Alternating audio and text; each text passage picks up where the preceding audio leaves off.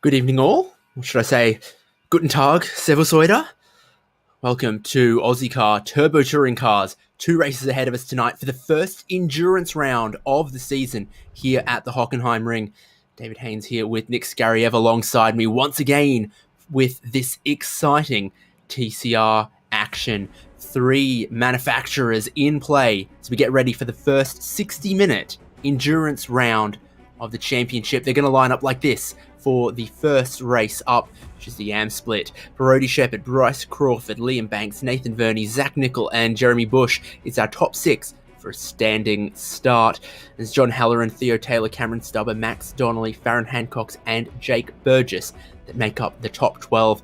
These are cars that often do rolling starts in iRacing official sessions, making standing starts here, and that sometimes catches some drivers out. The rest of our grid for this division is David Leslie, Josh Barry, Perry Anastakis, Matthew Harriott, Callum Heinrich, Tom Hunt, Craig Kermond, Leon Williams, and James Blavins, I think, has no qualifying time. That'll be interesting to see what happens there because he's been a real charger and a real gun in this category, setting some fastest laps, contending for podiums. He's got a lot of time, though, in this race to make up some positions. 60 minutes of this track. Yeah, absolutely, Dave. We are got about 30 seconds to start, and it is quite curious to see some of these TCRs are quite difficult to start. So I'm sure it is early on in the season, but I'm sure plenty of our drivers have had that practice. You saw the pit strategy there. Compulsory 2 tyre change. I've been hearing that across this hour race, tyre wear can be pretty significant on these TCR cars. So I wouldn't be surprised if we even see some 4 tyre changes happen. And if those drivers who try to put their pit stop somewhere in the middle of the race really benefit. Even in the 40-minute races, we've seen the effect of tyre wear on these TCR cars. Barney's just clearing his nose, getting ready to drop the green flag any second now. Brody Shepherd in the red and yellow. Bryce Crawford starting from second on the front row along with him there. And once again, it's the Audis getting away pretty well in the mid-pack. Some of the Hyundai struggling. Great to see Zach Nickel there in the Honda TCR making its return to this championship as well. So we have all 3 manufacturers represented as we get 60 minutes of racing underway. There has been a little bit of biffing and barging in the background there, and Farron Hancock, I think, might have some suspension damage. Everyone else still running pretty cleanly. For Farron Hancock's not off to a great start. The whole field coming onto the long, curving backstretch, the Parabolica. This is where the slipstream starts to come into play. Brody Shepherd's got a good jump away, but it is going to be 3 wide for second place. Zach Nickel in the Honda is going to have the inside line for what's a very, very tight hairpin in a tough braking zone. Huge concertina effect. This is a place that we see some fireworks happen. Yeah, absolutely. Oh, big side hit there. I think that might have been Liam Banks. So thankfully making a pretty good recovery there on the outside. But gee, you'd have to say there, Brody Shepherd already 1.6 seconds clear of the field. So absolutely nailing that start there as well. Just getting through that hairpin. That hairpin's such a tricky effect there. It's such a slow part of the circuit. Usually holds up quite a lot of people, but most of the field getting through reasonably cleanly now.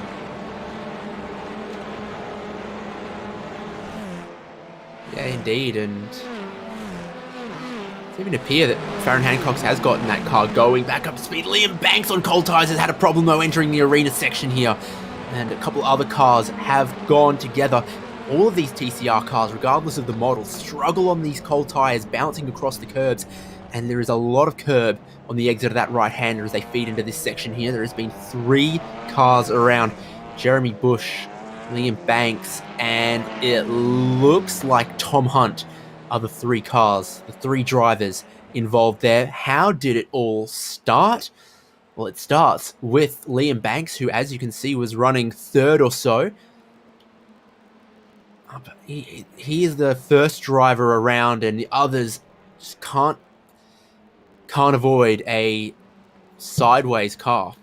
Yeah, absolutely. For Jeremy Bush there, you could see could go as far right as he could there, but obviously an out-of-control car spinning out towards that same side was very well and truly committed to trying to get around there. So a bit unfortunate for Jeremy Bush, qualifying around that 6th position there, so down into 19th, potentially maybe even going into the pits. We have seen Liam Banks, though, somewhere around qualified third, down 17 positions, so he's in the pits now trying to get that damage fixed.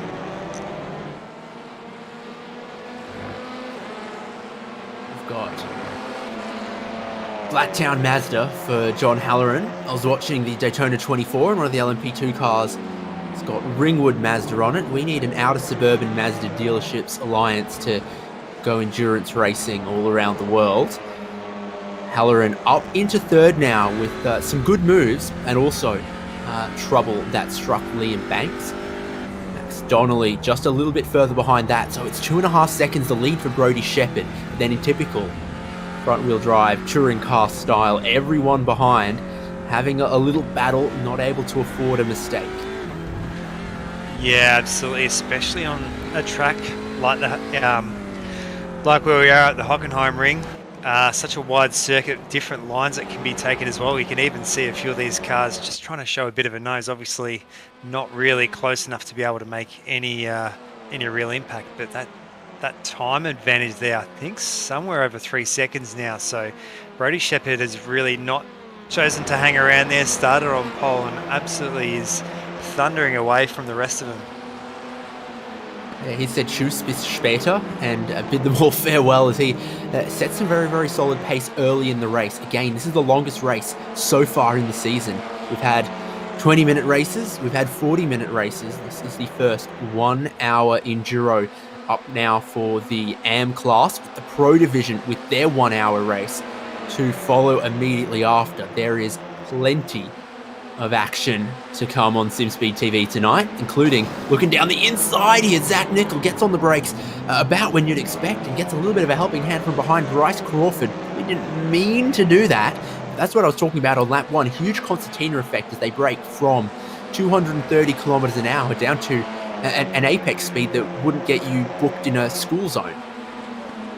Yeah, absolutely. Almost, surely there's a joke somewhere saying that these are a bit of a school and a grocery. Greta, these TCR cars, obviously, these versions highly modified for the racing that we're doing there. But you can it's a little more the Audi Q5, the Hyundai Santa Fe, and what a Honda. What have they got in the lineup now? Honda Civic. Oh, there'd be a Honda CR-V there, but you'd have to say that Kia dominating so much with the family cars there at the moment for sure. Depends on your neighbourhood. There's an incredible amount of Range Rovers picking up from the private school near me. Racing continues though, and that lead continues to extend for Brodie Shepherd. Look at him all the way in the distance. You'd be forgiven for thinking Zach Nickel was the race leader here, because they follow the leader behind him. A lot of commitment through turn number 1. One of the places that will eat up that front left tyre. That's the tyre that's going to go away on these cars over this race distance. That's where they begin to lose the performance, because it's the one that does everything. It brakes, it turns, it carries the load through the fast right-handers, and also has to put the power down on the exit as well. Brodie Shepherd with a new fastest lap of the race. A man making some moves though is Perry Anastakis, who's up 8 positions already. He was kind of the hero of Phillip Island round 1. He is here in 7th. We ride on board. It was going to be a very gutsy move to look down the inside of Nathan Verney.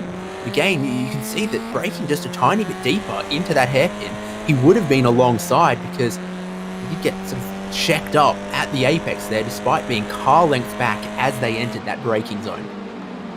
Yeah, absolutely. You've really got to Such a technique here. Halloran's gone And wide across a little bit of the AstroTurf, so now he's under pressure just up in front here. Bryce Crawford all over him. Max Donnelly all over him as we're going to enter the stadium section once again that caused some of the problems. Lap number 1. It's a defensive line from Halloran, and he is looking like he's going to hold on to that third place, but it's putting Max Donnelly in a tough position where he's started to have to defend as well.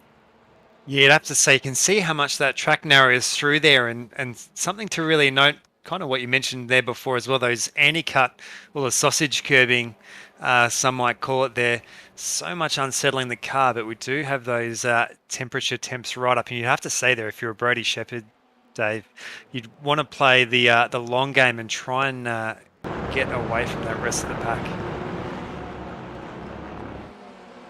Racing was super interesting in the 40-minute races last week, wherein some of the drivers who pitted on the early side found themselves just 30 minutes into a stint, really running out of front tires, and Barber was a track much more difficult to pass than here, and the drivers were still finding themselves sitting ducks. So a lot of this is going to boil down to the tire strategy, the tire conservation and management. And you got to wonder if some of this battling is not great for the tire life. Yeah, and also you can see as well there in the lap times as well. So Brody Shepherd there with that the only car in the 150s there at the moment, almost 0.8 of a second clear of Zach Nicol, the leader of this group in behind. So it really goes to show. We're seeing them go, 2 and 3 abreast into those slower corners. It really does slow up your lap times. Just seeing some of our cars a little bit further in the field come through. Yeah, Cameron Stubber here in, we're looking at the back of him, blue and red, etc. He's, or is that Theo Taylor? Yeah, sorry, Cameron Stubber up here has made a couple of moves as well. He's just gotten past Perry Anastakis in the last lap and a half or so. So he's starting to enter the zone as well. Theo Taylor's right in the middle of the action there as well. Everyone that you look at from sort of 3rd through to 10th here. Good and exciting battle. Zach Nicol, second, almost starting to break clear, but just not yet. You'd have to appreciate there. I think that was Cameron Stubber's very much colour coordinated to the big German flags out on the circuit there, so not really rocking too many sponsors tonight. Very striking though in that black, yellow and red livery.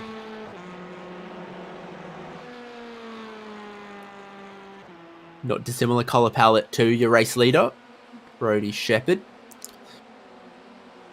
So there he goes through the slowest part of the track. You look backwards, and that's where the excitement is going to be. I do love this livery here. Bit of a throwback to early 2000s World Rally for Hyundai. Yeah, you'd have to say such a golden period there. Absolutely love the WRC. I couldn't remember how many factory teams that they had at in that particular time there between, I think it was Hyundai, Peugeot, Mitsubishi, Subaru, Toyota, possibly Toyota. The PS2 game was pretty good. Yeah, that's a very sharp reference there, Hainsey. It's good fun. So, Stubber, is he making much progress up towards the next pack? Where Nicol and Halloran and Bryce Crawford are?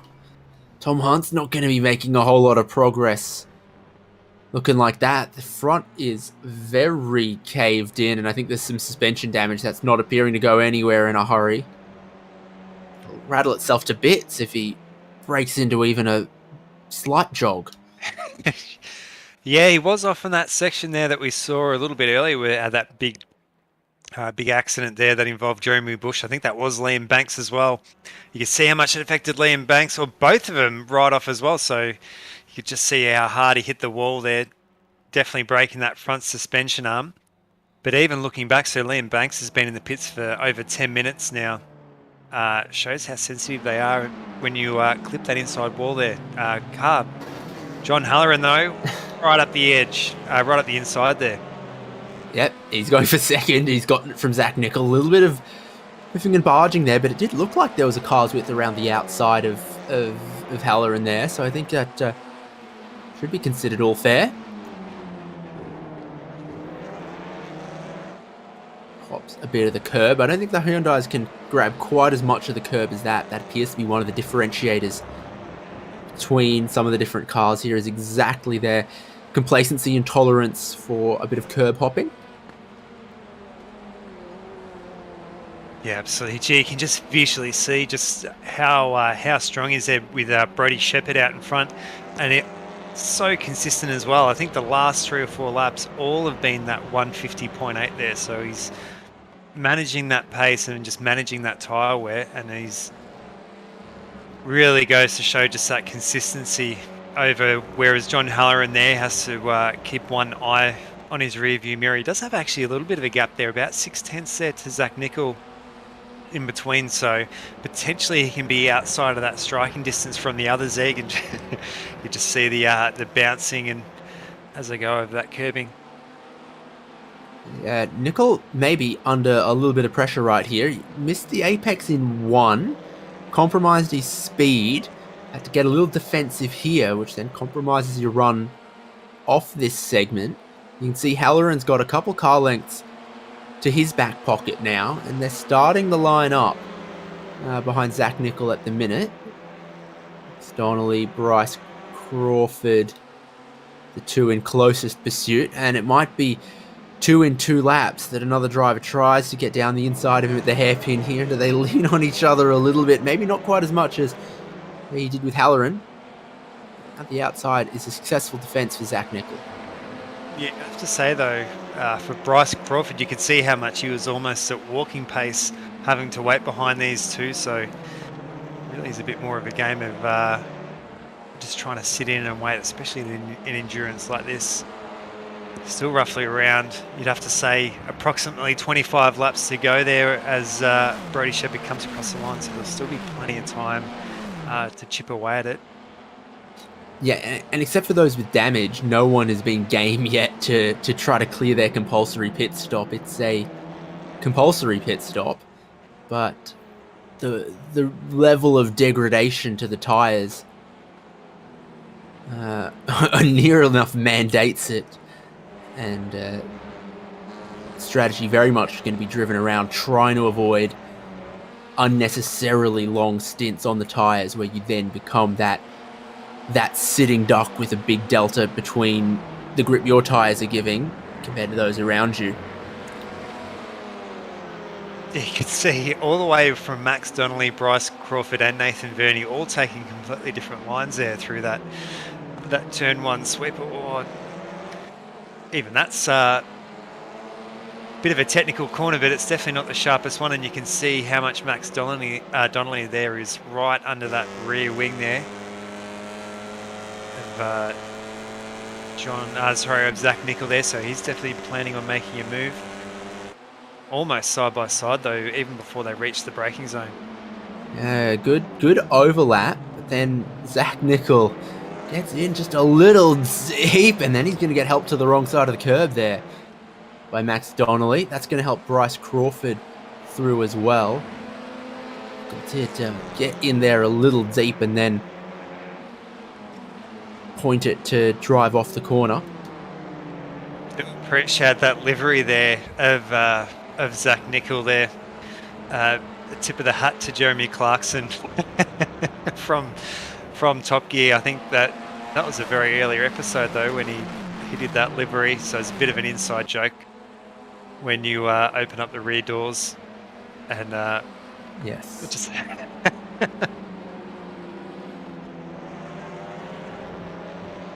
tonight on Ozicar, Liam Banks hops a curb, Harry Anastakis makes some positions, and Brody Shepherd builds a 5-second lead. You'd have to say that the Civic, maybe once upon a time used to be a reasonably priced car, but Definitely not so much these days. I think once with all the trims and features, there's quite a lot to it. Quite a lot of car though. Definitely not the no frills kind of EK Civic back in the day. Macca's trays pulling handbrakies.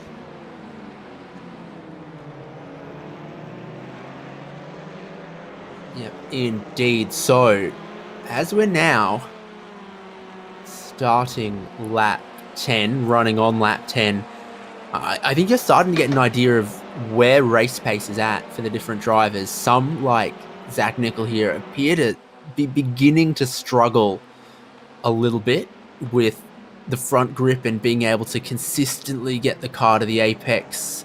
He's good there, but a couple of times he struggled through turn 1, whereas your movers through the field, John Halloran +5, Max Donnelly +7, and Parry Anastakis is still right in the train there as well, +8 spots.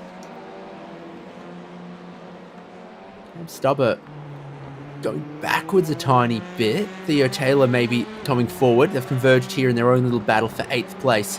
A bit of fresh air to a tantalising battle, 2nd all the way through to 7th. It is just up the road from them. You can just see that feedback there from Cameron Stubber in front. A name I really remember from back in the PDC days. He'd always run he'd usually run what was it's not the IMSA series, it was between the Porsche and the BMW M4. Oh, the name of the series escapes me. The old Blancpain? No.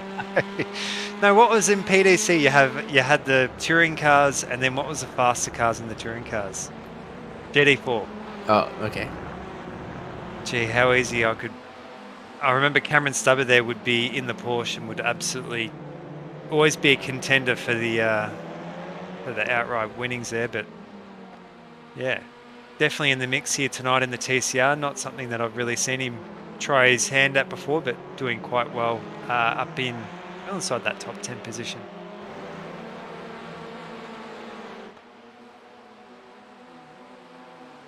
So they were getting a little aggro here. Bryce Crawford was trying to get some spots back.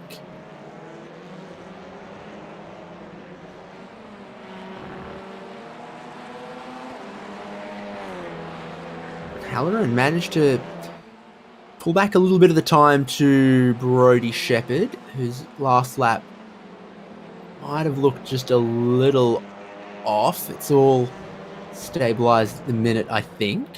So you've got 2nd through to 7th battling. You've got 8th through to 11th. You've got 12th through to 14th or 15th. Again, as seems to happen for Ozicar Turbo Touring cars for both divisions, no one has a boring race. Look at this, right up the background there. Leon Williams, no? Jeremy Bush getting across some of the curbs. Yeah, absolutely. He's a lap down in that, though. Yeah, he did. He was... That's why I couldn't pick who it was, because I was like, how does that... That doesn't make sense. But it's Jeremy Bush is a lap down and battling around the battle for 12th and 13th and 14th.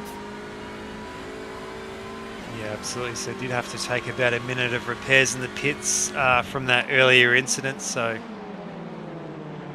just trying to make the most of a not so great situation. Around 40 minutes on the clock at the moment. So we haven't seen anyone trying to go for that undercut. You'd have to say maybe for a lot of these leading cars, it'd be worth just trying to hang it out as long as you can. He's done it again, John Halloran. Taken just a tiny bit more time away from Brodie Shepherd. Behind him, though, Crawford and Donnelly and Zach Nickel, all with very creative lines through the hairpin. And it has let Bryce Crawford get in front. Yeah, absolutely. Barry's gotten in front of Theo Taylor here as well. So wind up the virtual racing school VRS replay machine, because that's where some of the action happens. So Stubber, Taylor then tries to throw it down the inside, either out of desperation or necessity. But it's very, very much a compromised line. Josh Barry, with 50 kilometers at the apex, absolutely flying.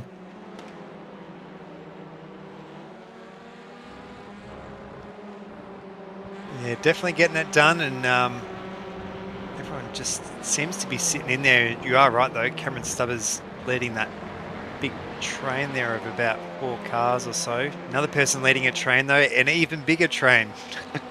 John Halloran, with about 6 cars in behind him, or 5 or 6 cars in behind him as well. So, and actually, CG, Bryce Crawford closing that gap in between. So we did see John Halloran has definitely made some gains there on Brody Shepherd. So he was still around 4/10 faster, even with that big lot of cars in behind. So maybe Brody Shepherd's maybe just gone a bit too hard too early on those tyres. Almost looked like Bryce Crawford ripped the handbrake to try to make the turn down the inside there. Finds himself still side by side with John Halloran here. I think Halloran's where you want to be into this next section. Very ginger from Bryce Crawford as he taps the brakes to try to go too wide through the kink that would otherwise definitely be flat out for this style of race car. There's your leader just in front now. Must be a locked on thing to jump that red curb there as well. Jeremy Bush does it. Nathan Verney gives it a good go as well.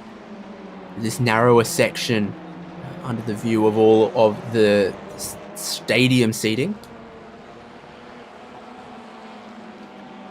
Ooh, Crawford almost gave Halloran a little tap to the bumper, and you can occasionally surprise someone and try to go down the inside of the double, almost triple right-handers there at the end of the lap.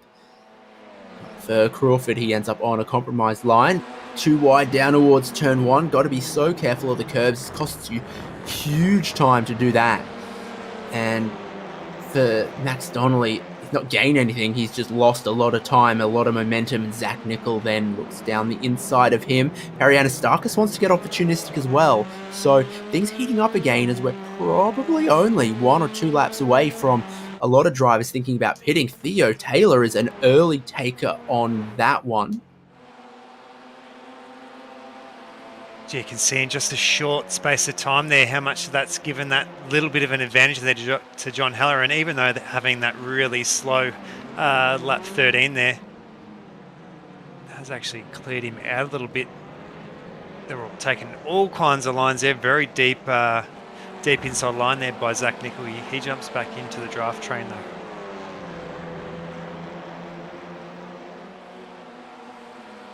Sometimes they don't even look like they're trying to make a pass, but how strong that concertina effect is at the apex almost sort of forces them to take a little bit of overlap, to not just run up the back of the car in front as the gaps disappear in the braking zone.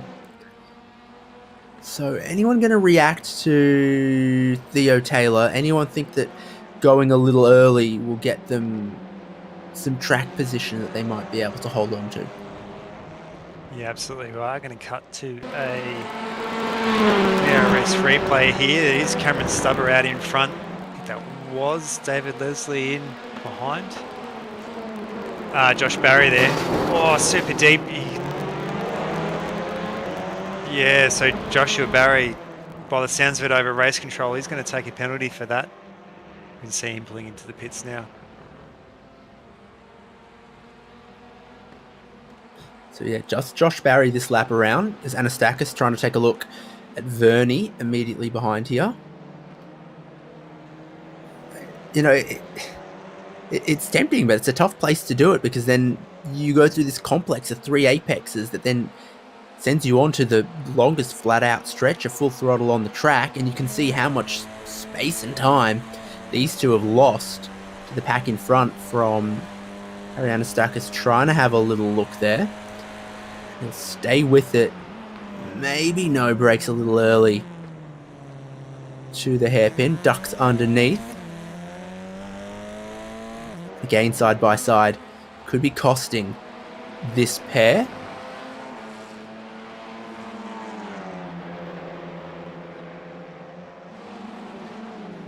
Oh, you can just see.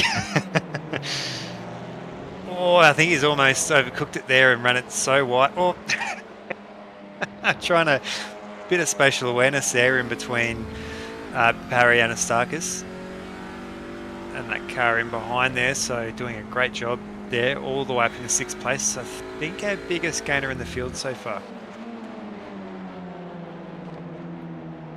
Yep. But it's put a little bit of space between himself and all these in front. Could matter when pit stop time arrives. I'm watching that pit entry like a hawk. There's no one from your top 5 yet. I've got another lap and they'll be almost exactly at the halfway point. And one more lap after that, they'll be into the second half of the race well and truly. So what to do? What to do? Is the question right now. One thing to do is keep an eye on what the lap times look like for Theo Taylor, as here goes Bryce Crawford. And here comes Max Donnelly looking to be part of the action as well. That's what will allow Anastakis and Verney to close up a little bit. Train, pretty aggressive, driving it down the middle of the road. Here comes the bump draft from John Halloran. It really does not look like it sits squarely with the light rear end of the Hyundai.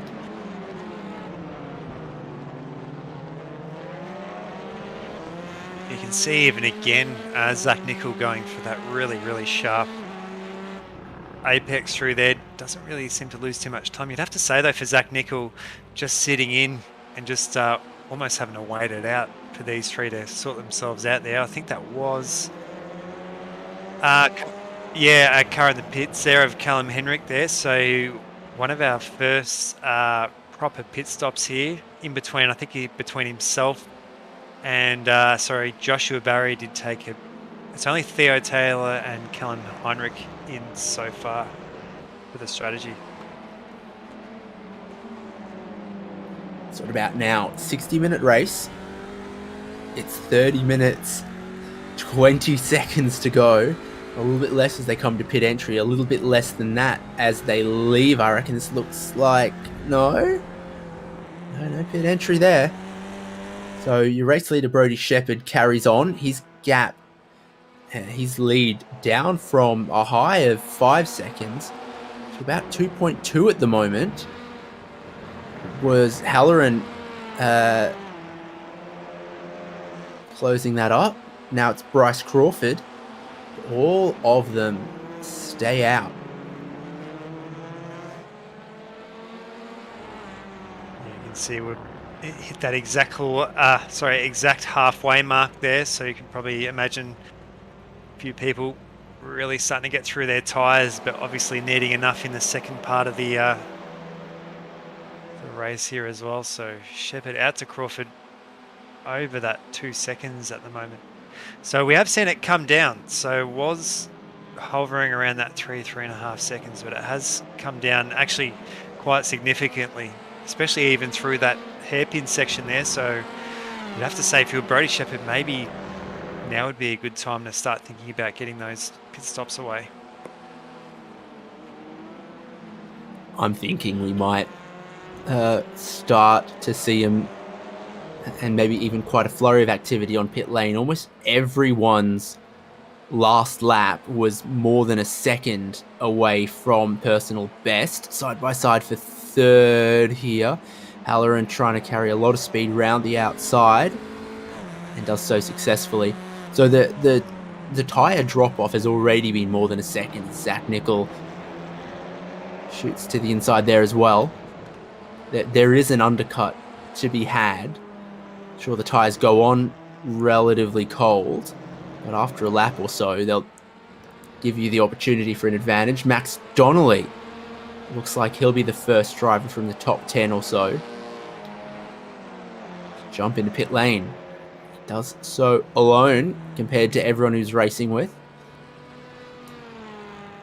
In the background, Matthew Harriott.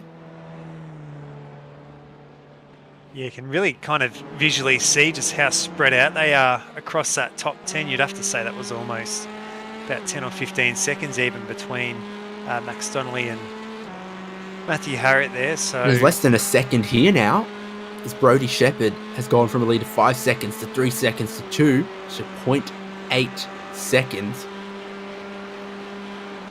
Crawford might have saved the best of his tyres for a really critical time. And he's going to have a look at where is Brodie Shepherd struggling. And as it happens now at the end of this run, so too it'll happen again at the end of the race, the way that they're going.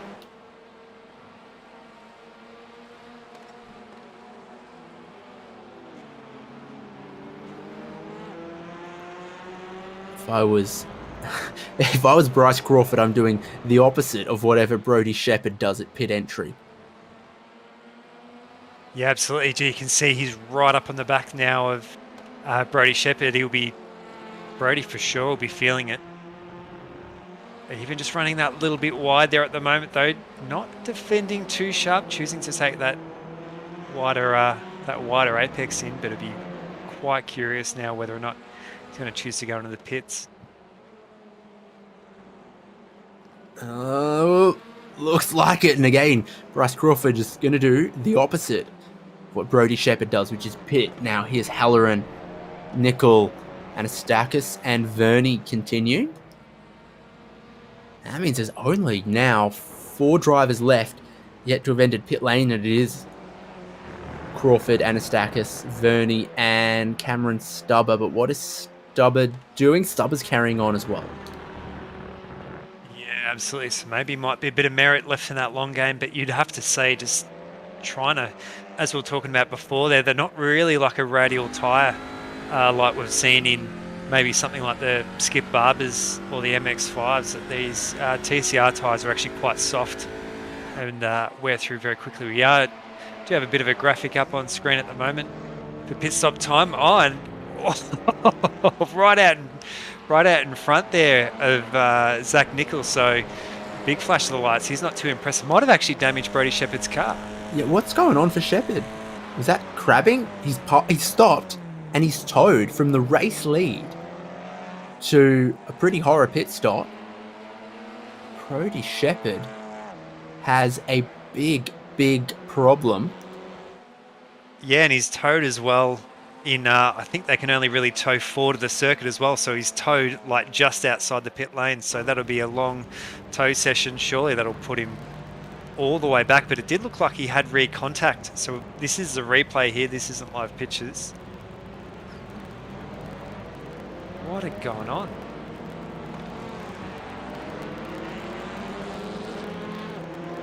I think I just heard him say he's had a pedal failure. Yeah, okay, because his car did come off the jacks there and he kind of did sit momentarily, so technical difficulties. I think what happens is his throttle pedal wasn't coming back up, so he couldn't work as a throttle if you push it down and it doesn't,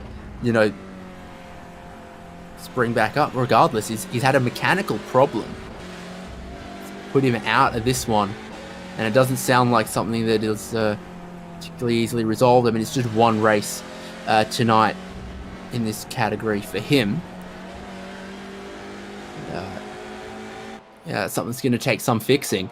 Bryce Crawford, Barry Anastakis, Nathan Verney, Cameron Stubber, all staying out and running yet longer into this race. Could end up being pretty painful for the next couple of laps. But what kind of grip and performance might they have right at the very end of the race? Halloran and Donnelly are the first two that have made their stops, and then Nicol and Taylor about 2 to 3 seconds behind them. the temptation here for these two is to get real argy-bargy with each other. But they've got to be aware that they are still battling with Crawford and Anastakis and Verney, who haven't pitted yet and are at the opposite end of the circuit. Yeah, absolutely. You could also explain, even just harping back there, poor Brodie Shepherd, it could explain why his pace had dropped off so much as well. But you see these two between Cameron Stubber and John O'Halloran. John O'Halloran and Max Donnelly. Very similar times here at the moment. So these two are probably going to be running it all the way down to the line. Crawford and Anastakis decide to pit. Again, we've got the Okayama pit entry situation here at the Hockenheimring. Like a pretty aggressive entry from Crawford and Anastakis.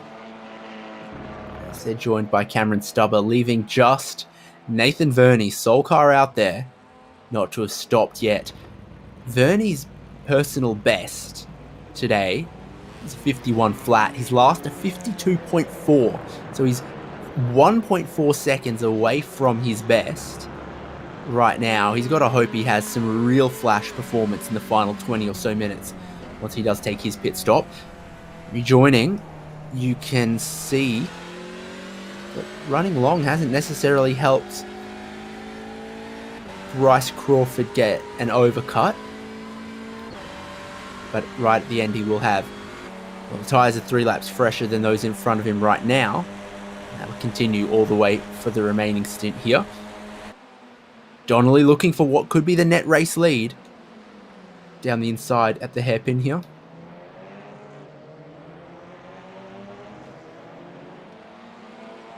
Very cleanly done there by Max Donnelly. Did just catch over the radio something to do there with Cameron Stubber, so I'm not too sure if that was a penalty that was dished out. I might have just missed that audio, Dave. It was from when, at this section of corners here, Josh Barry sent it down the inside of Cam Stubber. Now that those two drivers have both made their pit stops and ended up together on track, race controllers reminded him that redressing that on track now will avoid a post-race penalty.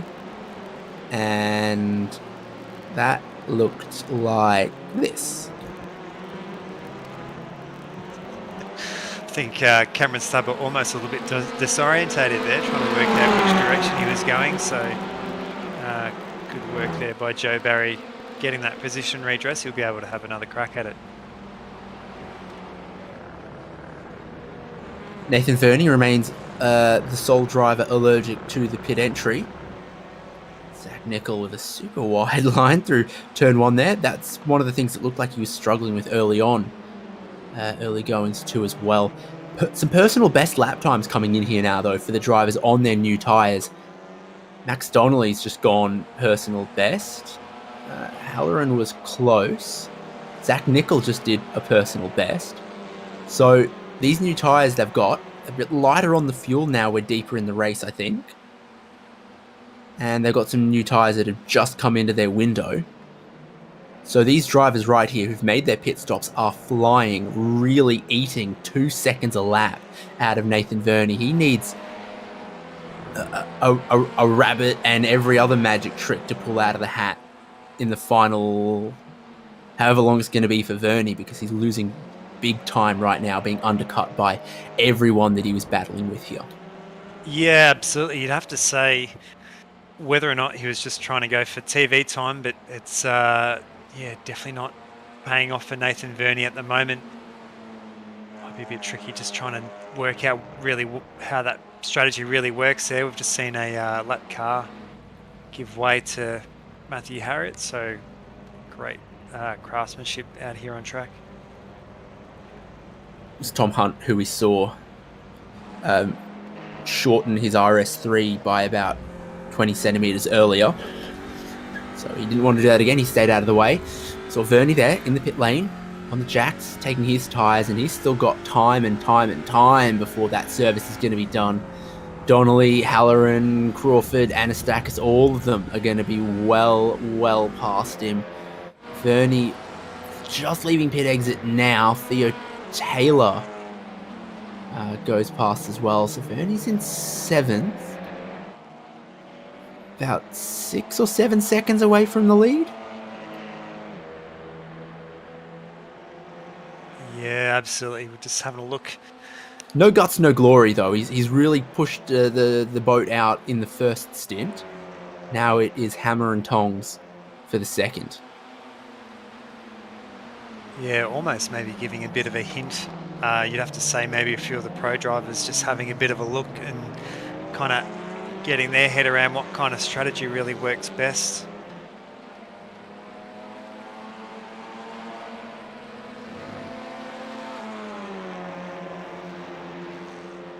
So recapping, now everyone's made their pit stop. It's Max Donnelly in the lead with John Halloran in immediate pursuit, just up the front of this. Parry Anastakis is in 3rd. Looking at Bryce Crawford there in the Elantra. Zach Nickel in the Honda. That's black and white is our top 5. And Theo Taylor. And Nathan Verney with the newest tyres of anyone out on track. Yeah, so potentially Nathan might be the one just to keep a bit of an eye on, because he's definitely going to have, you'd have to say, almost 15 minutes of newer tyres than the rest. So maybe if you can make a bit of a late charge, but surely even being anywhere like 5 and 7 seconds back from the lead, that's quite a massive gap to take back.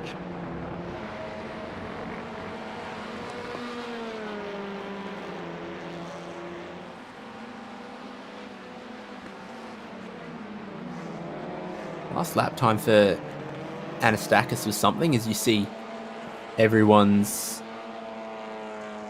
pit stop lap.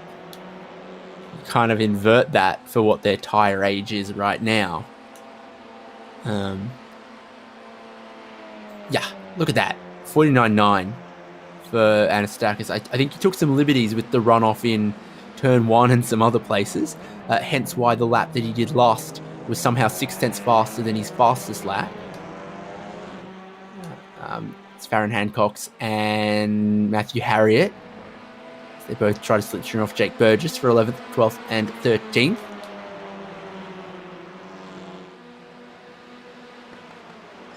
You'd have to say they're great work though by Parry Anastakis, setting that fast lap, being the really the only driver there in the 149. So would have to be pretty pumped with that, I'm sure, after it's all said and done.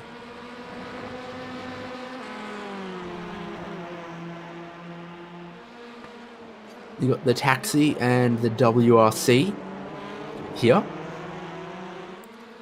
What a versatile Elantra. Burgess running in this race. His teammate James Blevins, is he out on track? See, he didn't take the start. Now all of a sudden my timing screen's trying to lie to me that he may have crept out of pit lane with 15 minutes to go in the race, missing the first 45. But no.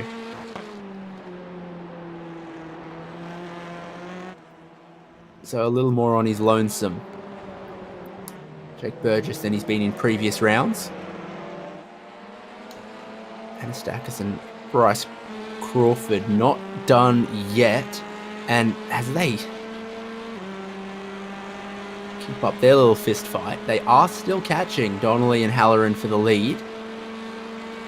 Nathan Verney managed last lap. 150.6 wasn't enough for him to be the fastest car out on track, because Crawford and Anastakis are still flying, as the fastest lap at the top of the screen says. Zach Nickel with them as well at the moment, now that they've held each other up a tiny bit on this lap. You'd have to say there, Bryce Crawford definitely been up the pointy end for most of it, qualifying second in third place. Taking a little bit of, maybe a little bit too much curb there. That's actually cost him a bit of time. Talking about costing time, though, we're seeing our 3 Hyundai's a little bit all over the shop there. I think this is the Elan train. The Elantra, sorry. Such an amazing looking car, the Hyundai, you'd have to say. Looking at all three, such a striking looking car. Even the road version of these as well is just, yeah, very aesthetically pleasing. It's tough to spot unless the light hits it right. You get the good angle, but the doors are very geometric. Some very sort of sharp angles. Stuff that looks like Star Wars kind of thing. Oh, how close was that to a bit of contact there? It's for the lead with 12 minutes to go. Donnelly, Halloran, Crawford, Anastakis, Zach Nickel. The band is all back together for the race win here in the final stint. All the pit stops cleared and it's out on track.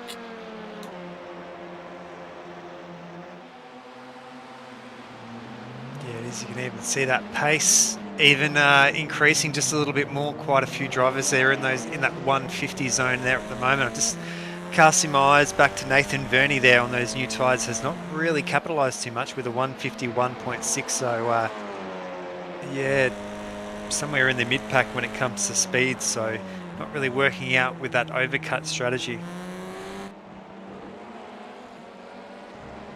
Yet, the way this is going, I can see them tripping over each other for an extra second a lap between now and the end. I can see this wearing out some of the tyres, but we've got a problem here for Hancock's and Harriet. It's been a little coming together.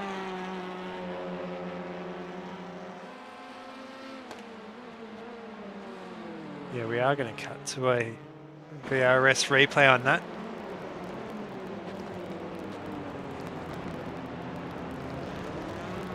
Oh.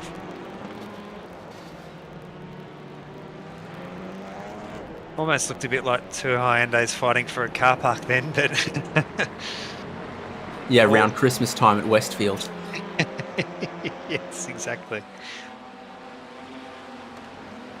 Or any supermarket when at the moment.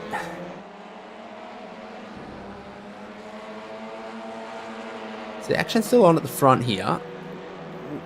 Potentially clumsy little incident that we saw back there. Is Verney trying to get up into 6th? I think he'll do it. The point I was going to make though is I think if he can bank on his tyres being maybe he needs 5/10 of a lap of tyre advantage, plus these guys doing this kind of thing to catch the leading pack. Halloran's going to hold on to that lead. Donnelly's going to hold on a second, and Bryce Crawford's lunge is going to go unrewarded.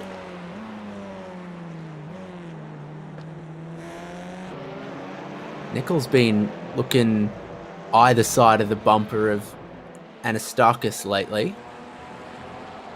So it's 6 seconds between our top 5 here.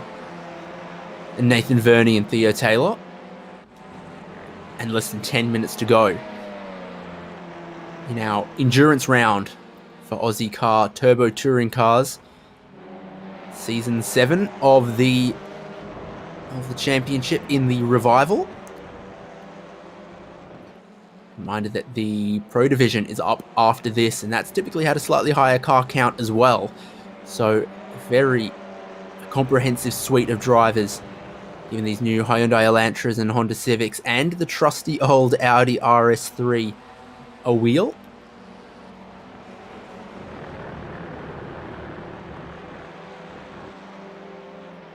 Five laps to go. It's all a little more for keeps at the front here. Yeah, absolutely. You'd have to say all the way down to Zach Nickel, it could be really anyone's game. We have actually just seen Nathan Verney has been about half a second or so. Starting to put a little bit of pressure on. You can just see him just adrift. About 5 seconds or so back. So definitely showed a little bit of pace there. Nathan,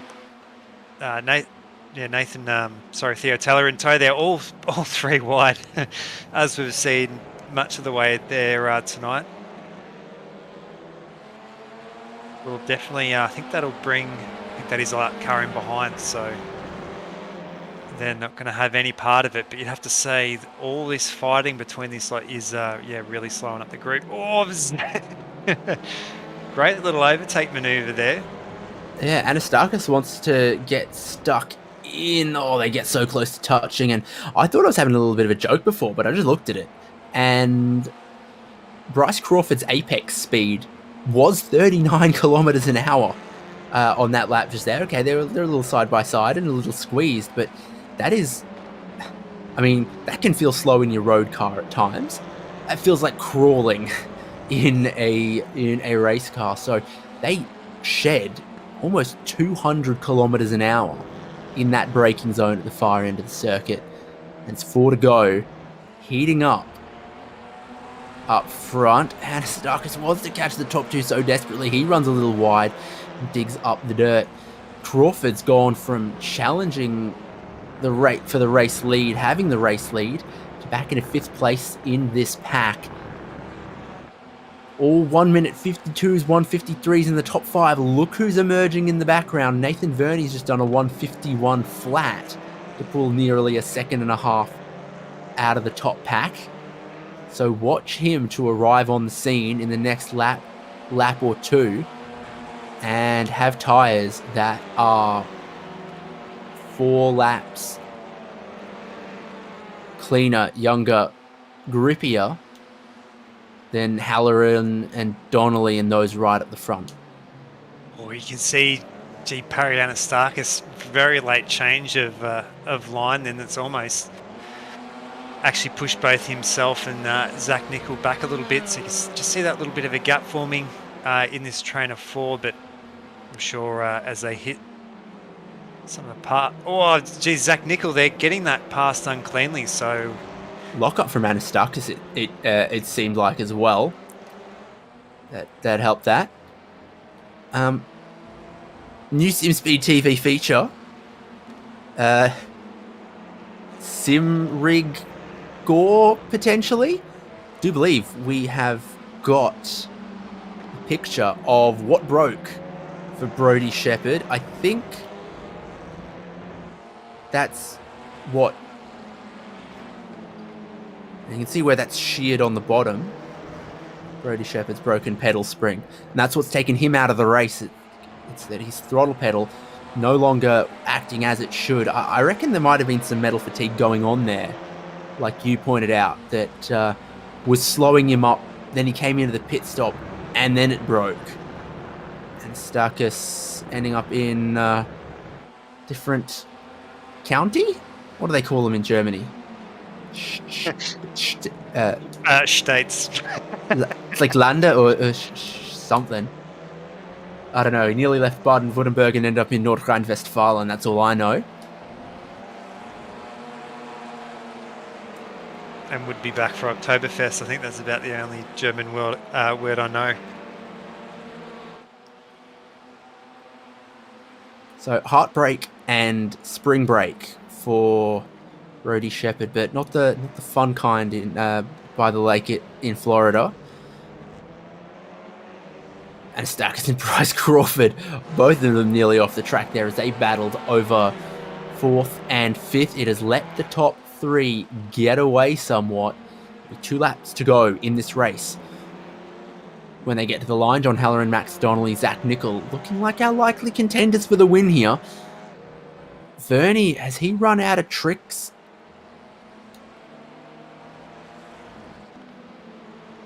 It'll all depend how ferocious and fierce this gets. John Halloran leading the way from Donnelly. Zach Nichols picked his way back up into the top 3 here by, I think, reading the situation well about what others are doing, as he picked up the spot off Anastakis when he locked up. Now he's biding his time a little more than maybe he did in the opening stint. 3 minutes 30 is going to be 2 laps. 2 laps left of the Hockenheimring. And it's sort of a little more all or nothing when we have one race to the round. Aristarchus is back on the pit lane. Is he short on fuel? Depending on how long that stop goes, that could tell us. But I think that had happened to some others before. There's no way he cut the track so bad he got a slowdown that he then didn't serve and got penalized for, right? Anyway, it's a little immaterial. He's been taken away from the lead battle, and it means it's Halloran, Donnelly, Nicol, but Bryce Crawford in the picture for the win. Nicol is moving around, changing his line as he watches what happens. Halloran through to the lead of the race, and Donnelly back into third. Yeah, absolutely. Gee, these two absolutely side by side. You can see almost trying to fight for that rear wing there of Halloran. That is going to give Maximilian's going to have that inside line. Oh, big clip of the curb there. Yeah, Nicol then almost trying to slide in underneath, but that is going to be their positions across the start-finish line potentially this time around. Now coming down the back straight through the stadium section. Nicol had huge speed through there and nowhere to go with it. Nathan Verney's now 3 seconds away from the race lead. Is it too little, too late? What fireworks might happen on the final tour amongst our leading pack, whom are all covered by underneath a second. You don't need the numbers to tell you what your eyes can see. There is nothing to separate our top four. Hardly a car length to fit in there. Barney waves the white flag. And Halloran takes that white flag, but will he take the checkered flag in first position too? There's 3 drivers behind him, potentially 4, with something to say about that. Oh, almost, gee, cutting the nose off there. So Zach Nicol being very fortunate there, but surely coming into our turn 6 hairpin is really going to decide our second half of the lap here. John Halloran there with the advantage. He's all the way to the right-hand side of the circuit, trying to cover this one off, so then Donnelly looks back on the grippier racing line. Nicol is almost just defending from Crawford. Verney has arrived on the scene. Is there any crumbs for him, or is he a lap too late to the party? Overtaking opportunities become scarce. Now they pass the hairpin on the final lap here. Nicol's going to throw it down the inside underneath the watchful eye of the Mercedes Stadium to try to get around Donnelly. Then the track cuts back to the right here, and Donnelly will hold on unless Nicol can get his nose back down the inside. All of this relieves the pressure on Halloran, who's got 3, 4, 5 car lengths to try to hold on through the final sector of the lap. Donnelly looks a little under pressure from Nicol, who's obviously going to look down the inside, so obviously Donnelly has to cover it. That sends Nicol around the outside onto the dirty stuff. There is some banking to this left-hander that can help you. Will that work out for Nicol? It's all working out for John Halloran, though, as off onto the grass. The Nico Hulkenberg line, but he doesn't find the barrier. Halloran's going to take the win. Nicol's going to cross the line in second, Crawford in third, and Verney jumps up into fourth. Donnelly wants race control to have a look at all of that, though. Yeah, absolutely. There, you'd have to say it was a hard one to pick there. Zach Nicol, a bit unsure there, was definitely well and truly past the halfway point, so yeah, we'll have to see how race control picks that out. We are going to see some of our minor positions come through. Jake Burgess. And Burgess rounds out the top 10. This is what happened between Donnelly and Nicol. Run on the very dusty looking high line, but might be just a tiny little bump there as they go through sort of the chicane there. It almost is a little switch back into the final sector of corners, and well, it's obviously cost Donnelly big time. Not enough that Theo Taylor in sixth there gained anything from it.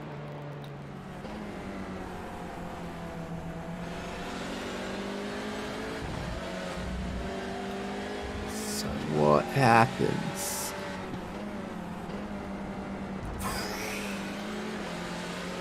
I don't see Zach Nickel do much wrong there. Where they were side by side, and Nickel was all the way to the right hand side of the track through there. This is how they cross the line. John Halloran, 7th on the grid, grabs a race win. Zach Nickel, Bryce Crawford, Nathan Verney, Max Donnelly, Theo Taylor, Josh Barry, David Leslie, Perry Anastakis had to make a second pit stop late on for reasons that eluded me. Jake Burgess for the top 10. Yeah, absolutely. So great work there with Jake Burgess. I think he did take that penalty halfway through there. So Matthew Harrett, Farron Hancock's Callum Heinrich. Did see Callum with a big incident earlier on. Craig Kerman, Liam Williams there, Cameron Stubber, Jeremy Bush there a lap down, Tom Hunt, Liam Banks, and then, Brodie Shepherd all the way from the lead down into that 20th position.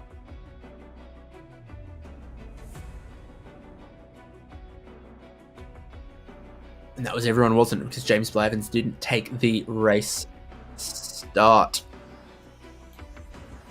Race winner John Halloran joins us, though. We're seeing plenty of tyre strategy in the 40-minute races. But now in the 60-minute race, conserving those front tyres seemed like a necessity. It was definitely important. How you going, guys? Yeah, the tyres around this track, especially in that stadium section, it's very tough on the tyres, a lot of sweeping corners, so especially on that left front tyre in the last few corners, heats it up a lot, and it was really hard to get out of the first corner, I was finding. But saving tyres was really important during this race. Mostly pretty much would have seen everyone pit in the middle section, because you just had no pace towards the end of that stint. And typical Ozicar Turbo Touring Car Series stuff, pack racing all across the top 10 there.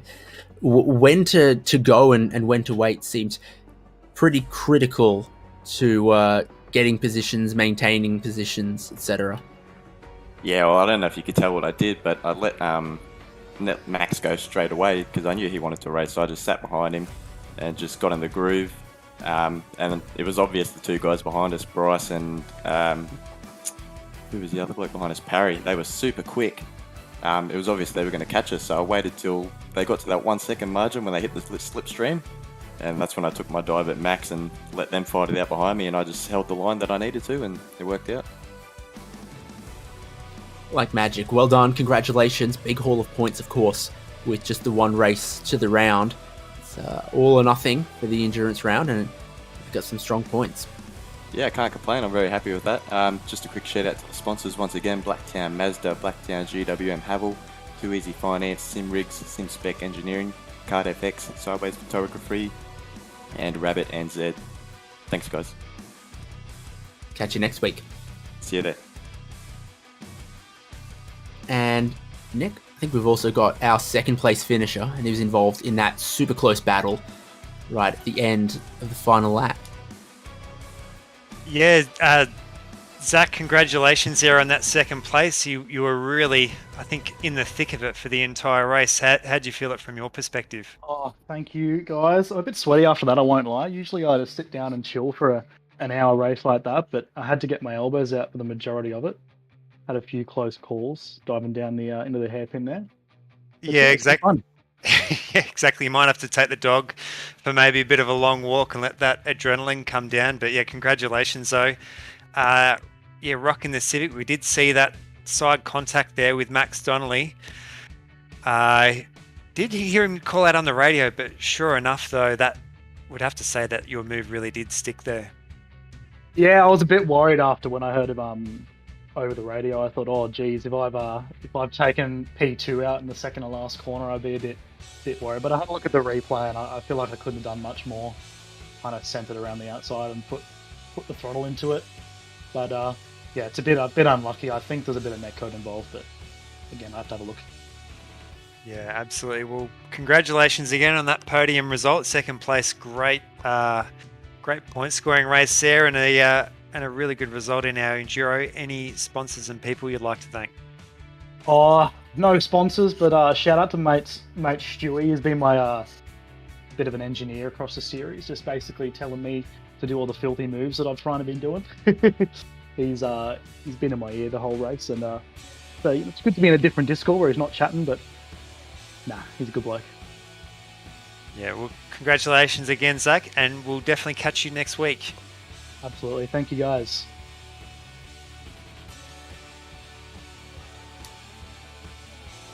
Great to hear from first and second after the AM Division endurance round of Ozicar Turbo Touring Car Series. Quick break here. You know what? I might have grabbed the wrong person there, Nikki. I'm sorry. Quick break here on SimSpeed TV. When we come back, it's the Pro Split. They are geared up and ready to go. Don't go anywhere because very, very shortly we back it up.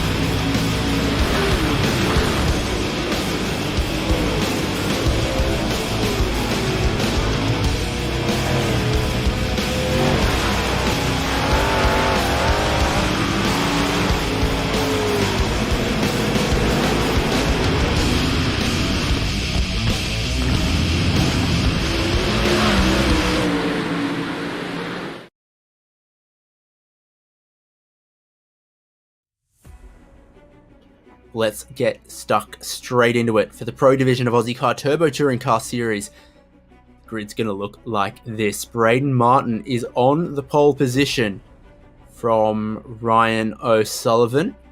Sebastian Flock, Ashley Norman, Daniel Yeaman, and Jordan Ross is our top 6. We've got Mitch Dean, Martin Turner, Tim Harris, Brady Baldwin, Tim Cornt, and Tom Wilkinson for our top 12. Yeah, absolutely there. So Dale Sharp, Stuart Crawford, Josh Drag, Simon Mazzomo, Matthew Brunt, and Benjamin Brook there. Rounding out our row 9. As well as Ryan Jones, Nathan Norman. The last 2 cars getting a lap in. I think Alex McKellar not getting a lap, so he'll be all the way down the back. No time either from Reese Gardner. Yeah, we made some spots up in Barber a week ago. But for the Pro Division, same rules as we just saw. Compulsory 2 tyres stop, 60-minute race. They are ready to go. All lined up on the grid. And again, standing start for the 3 models, the Audi, the Honda, the Hyundai. Who's going to get away well for the short run into the very sharp turn number 1. From that pole position, Braden Martin converts pretty well. I see Jordan Ross maybe getting a good launch as well. Whole fielder away through turn 1. Cold tyres across those curbs again. Got to be super, super careful. Ryan O'Sullivan, Sebastian Flock got a lot of that apex curb. And O'Sullivan's already trying to look down the inside of Braden Martin. Early goings in towards turn number 2. And maybe just going to help him a little bit wide. Martin's having none of it. And the 2 of them are going to go side by side onto the Parabolica through lap number 1. Everyone facing forwards was Keller with no qualifying time. He's taking the start of the race. We do not seem to have the Southpaw racer, Reese Gardner, regrettably. Up front, though, huge concertina effect on once again into the hairpin. O'Sullivan holds on to his lead. Martin shuffled back into second.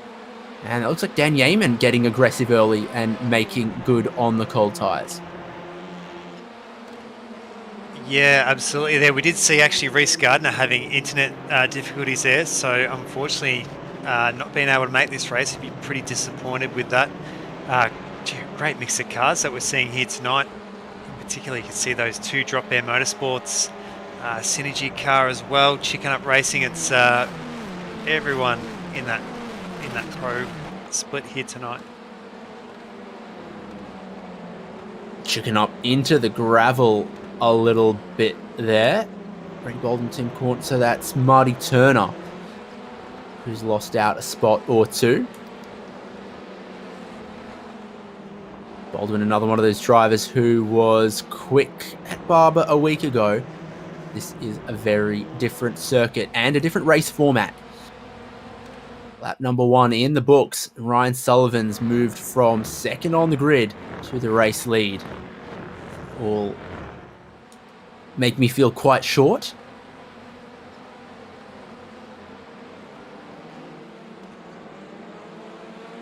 Yeah, absolutely. Gee, you can even see Ryan O'Sullivan already. It's here about half a second or so. We're actually seeing our pro class a little bit spread out than maybe what we saw the AM class in before, but surely as we come into our turn 6 hairpin, it's all going to squeeze up a little bit.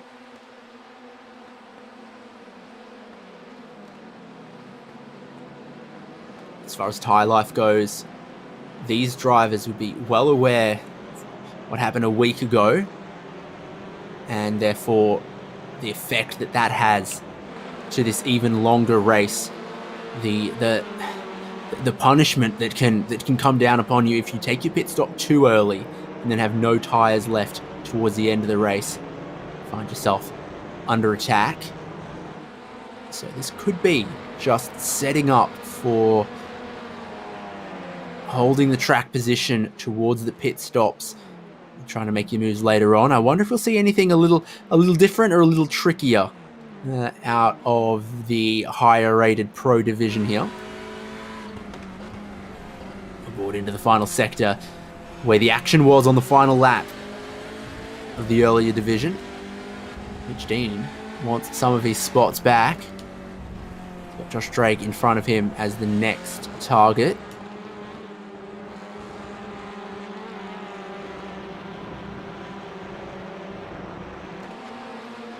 You can see just how close we are here on lap times. All the top 5 there, all in that 1 minute 49. Second lap, our first flying lap through. So you can actually see our fastest lap board here up the side. Yeah, it goes to show just how much so many of these cars here are right on the limit.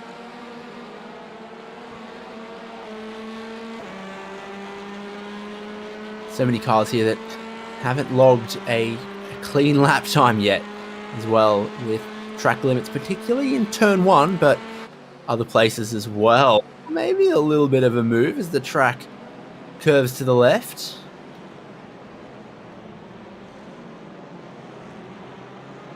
Ryan Jones is still going to go down the inside there. Do they remain side by side? Mez is going to be around the outside for the kink. Go flat out through here almost. Cuts back onto the racing line. You see some changes of lane in that section sometimes as drivers try to cut to the inside to outbrake someone.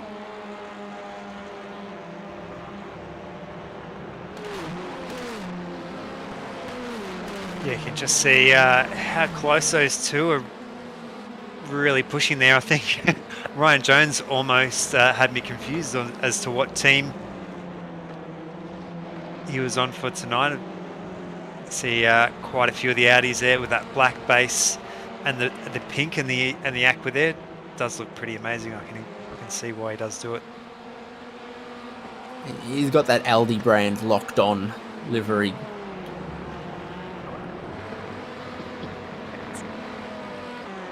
They painted it when they had a little bit of leftover paint and tried to and a bit of sticky tape to mask. Could be. Race leader O'Sullivan almost has a second to Braden Martin, but then we still have these trains for basically the rest of the field. All in a line down the Parabolica, reaching some even higher top speeds. I think I see a peak of 231, 232. Makes it a very, very big braking zone. Yeah, we did back end of the course. Yeah, we did see Jordan Ross there right up in that 231. I think there was a couple of cars there. Such a wouldn't really say underpowered, but very overly aeroed cars, the TCR cars. So you could just see how much that draft makes a difference.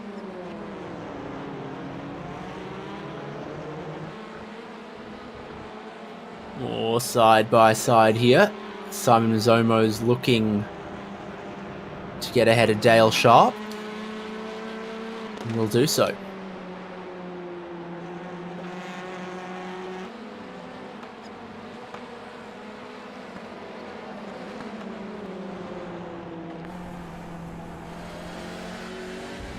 Yeah, coming around. The back part of the circuit here, still about just under 30 laps are going to be here. For 52 minutes there, Jordan Ross on board at the on board here with Sebastian Flock there at the moment. So Jordan Ross rocking that Synergy livery here at the moment. His teammate Matthew Brunt is the first driver to go for pit lane. So I wonder if there was a problem. Hopefully his pedal spring is still intact. Or if there's some interesting strategy afoot there. That is one to keep our eyes on. When we don't have our eyes on the fact that everyone up and down the field is still engaged in a battle. Not least this one here. Just some trademarked locked on iRacing against Chicken Up. Yeah, you'd have to say, yeah, these two teams fighting it out in so much of our in the Turbo Touring Car seasons, all the way, you'd have to say all the way from possibly even season 1 and 2 all the way to where we are now. So a great rivalry that we've seen. Chicken Up obviously starting off with the Audi TCR, I've moved over to the Hyundai. So great to see a good mix of cars there as well here tonight.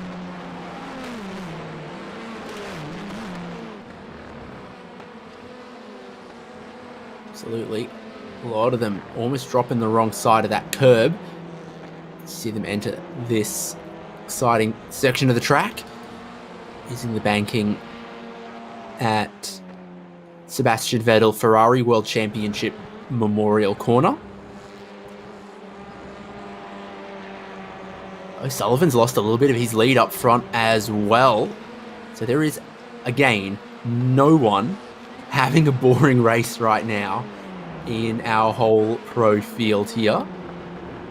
Someone's either looking in their mirrors or trying to size up someone in front of them the whole way up and down the field. And as they do it, you're thinking about not only trying to preserve those tyres to give them good speed and pace deep in the stint towards the pit stop, but also I think there's a little more fuel strategy afoot here as well than there was for the AM Division 2. So lots to consider, juggling 4 or 5 balls at once here while they try to walk the tightrope.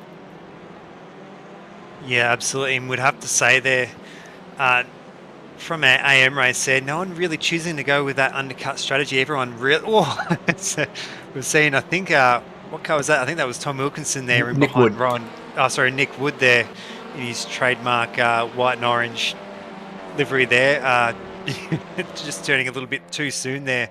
So he's actually behind, I think that was either behind Dale Sharp or Simon Zomo there, but unfortunately just turning in just a little bit too sharp. So by the pit stop time, Brunt has cleared his compulsory stop on lap 4.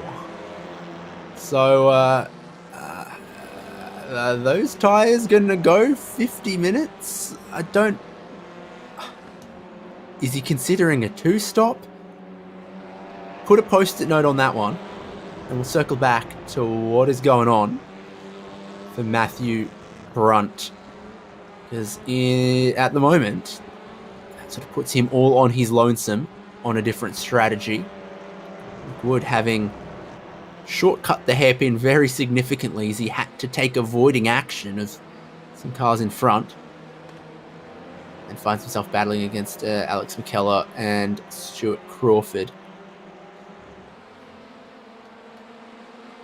Yeah, great seeing so many returning names as well to the Turbo Touring Car season.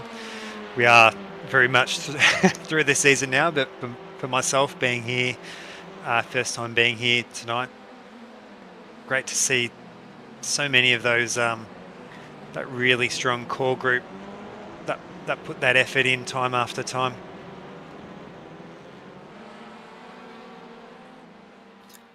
Let's take a look back. This is it for Nick Wood. Oh, he barrels in. Yeah, barrels in too hot, locks the rears, and that sees him shortcut. Hairpin at the end of Parabolica.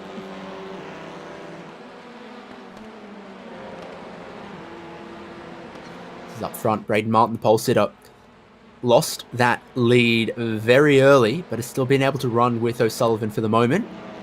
As they go, 2 cars off track here. That looks like McKellar and Crawford. Oh, Crawford's gone and door slammed someone else, and now both of them are around again. A corner later, McKellar and Crawford collide for a second time. Yeah, wind that one back all the way to the start, Nick. Yeah, we are going to come to a BRS replay on that. You'd have to say there, Stuart Crawford, not too aggressive. Normally in a lot of these stashes there, gee, Alex McKellar, so deep under brakes there, right at the back of Stuart Crawford. I think he went there to redress just all kinds of mistakes all over the circuit here. It's messy like a toddler with spag bowl, that. A bit clumsy all around for a couple corners in a row. Did all start with what looked like Alex McKellar getting in a bit too hot and doing his best KCMG faff impersonation. So that's Marty Turner down the inside of Brady Baldwin, who very cleverly tries to swap and do the switch back. To be very effective there, but I think Turner's just got the high ground on this one. Yeah, that double left-hander there is always so much shorter there. Gee, these two have been side by side for most of that stadium section, through that corner 12 all the way to corner 16. So even running it off the track and then some into the sand there, so he's totally mixed the apex, but hasn't lost too much ground there between Marty Turner, Brady Baldwin, and you can see there Tim Corn just in the background between these two. A little bit too much curb potentially for Baldwin, but it gives him plenty of rotation. That's something you start to struggle for in a front-wheel drive car in the final corner by the end of a stint. So Corn, what giant freebies he's received. Not a lot of respect for track limits between Turner and Corn there. The way they run at the moment. In fact, Jordan Ross has completed 8 laps and not a clean one. Tim Corn has now completed 8 laps.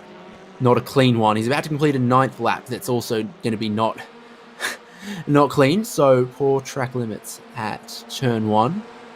I need to go to the Spa route and put a bit more gravel out there. Yeah, absolutely.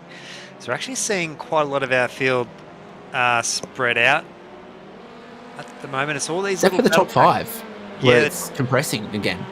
Yeah, the top 5 seem to be... Sullivan and Martin were going together, and now Yeaman, Ross and Sebastian Flock are still right with it. And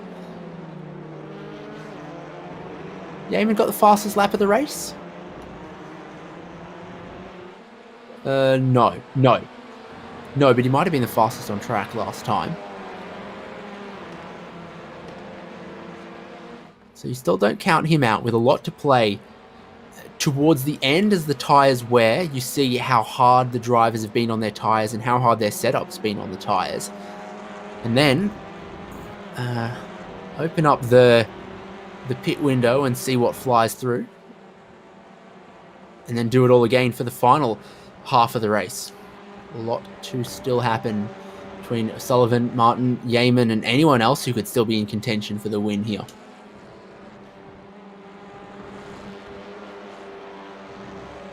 absolutely. You can just see that Tim Cornt there and Mitch Dean. Mitch Dean actually making this. Could almost make it a chicken up sandwich, more like a chicken up deluxe sandwich there, I think, being 4 cars. I feel like I said that when it happened last week, but, you know. Well, chicken and sandwiches do go together, so I don't know what to tell you there. Yeah, exactly. You had dinner yet? I'm having a Dare Ice coffee, which is... Oh, but no, that's breakfast in your industry. That's a tradie. That's right. Tradie breakfast. No, I had chicken. So. Of the 11 herbs, secret herbs and spices persuasion? No, of the sausages with some pasta variety. But, you know what I'm partial to. So this is 8th, 9th, 10th, 11th. Still closing up. And got their teammate Ashley Norman a little further up the road. Tim Harris has got a little bit of air to himself as well to bridge the gap between that group and the leading pack. And this is a bit more meat and potatoes in the field. Dale Sharp, Tom Wilkinson, Nick Wood, Ryan Jones all scrapping 15th, 16th, 17th, 18th or so.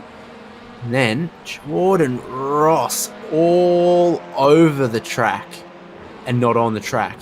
Through the final corner there. Keeps Flock right in touch. I think might be worried that they're losing out on the top 3. They were much closer.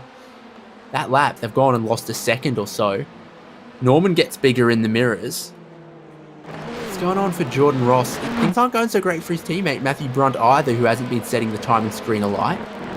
Since snap there for Flock on the replay. And this is the final sector for Jordan Ross. Oh, is there any grass that didn't get mowed? Absolutely there with these very low front end splitters. I have to say, geez, Jordan Ross under so much pressure there from Sebastian Flock. You'd have to say there, Sebastian Flock just buying his time there at the moment. Not forgetting we still have 40 minutes left in this race. Tim Cornt and Mitch Dean with a bit of overlap as they come towards the kink and the Mercedes grandstand. Dean wants to hold it down the inside, really points for the apex and breaks late, but I think Tim Cornt just had a little bit too much of the corner. Oh, contact.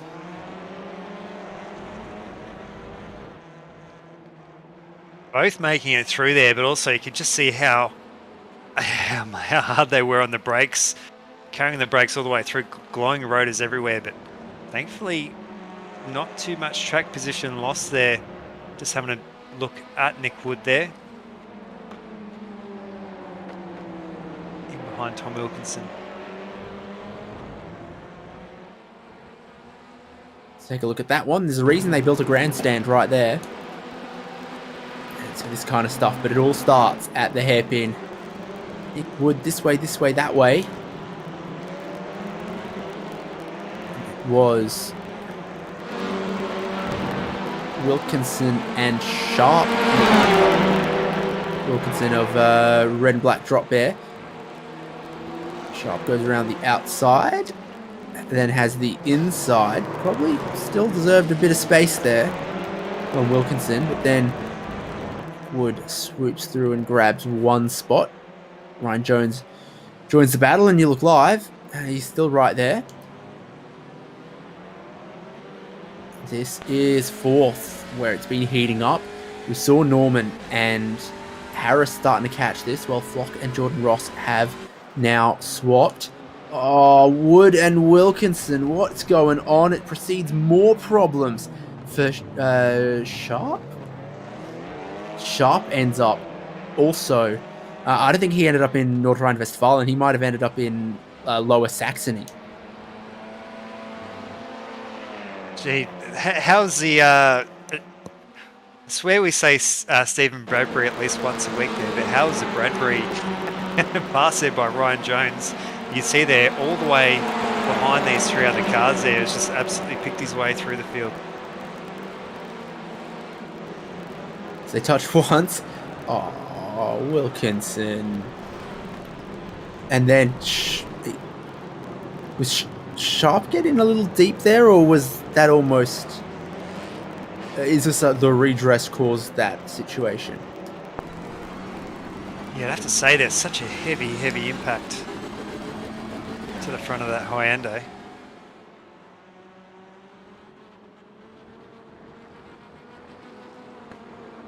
Yeah, I mean, this will bring his pit stop a lot earlier than he would have been hoping for. Does not want to make left-hand turns whatsoever. This is what it looked like from his perspective. I think he was watching them get into each other and might have missed his braking zone.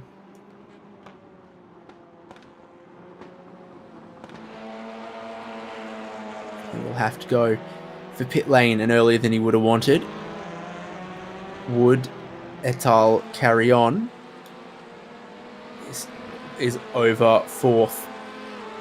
Jordan Ross's pace seems to be slipping a little bit, but he's going to be relieved to see Ashley Norman and Tim Harris battling side by side in his mirrors behind him.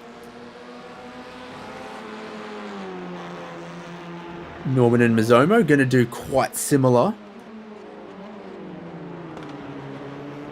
It's Josh Strag watches on. And this is the race lead. O'Sullivan getting a couple more car lengths clear of Braden Martin, now feeling the heat from Daniel Yeaman. No one sensibly taking the pit window yet. Are we going to see someone do something on the bold side?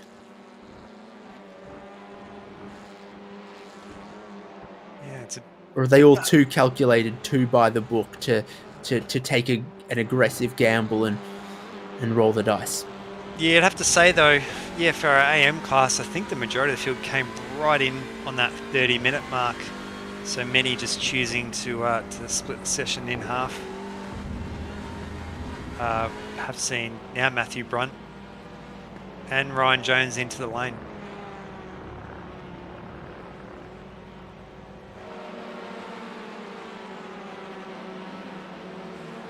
Interesting time to stop for Jones.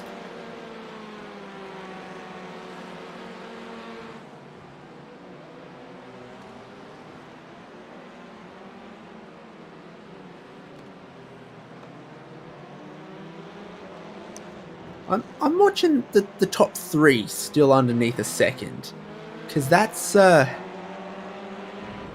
again going to put a lot of pressure around the pit stops.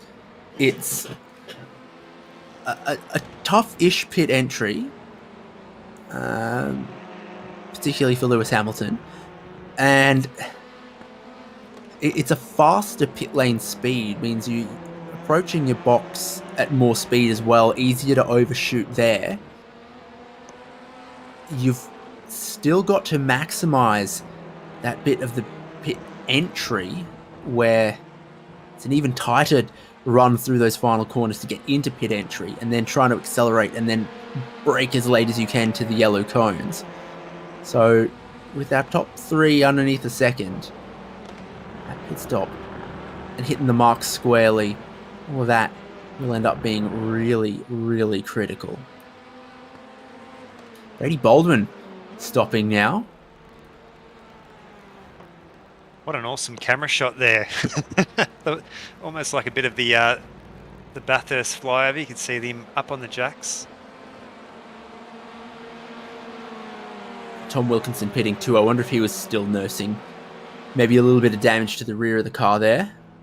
Yeah, I would say so, even from that angle. And he's overshot his pit crew. So easily done. Pit lane speed limit used to be 60 and has recently become 80.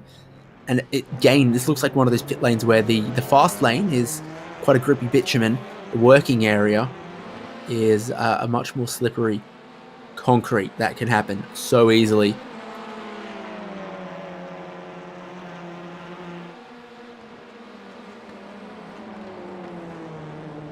We have seen, I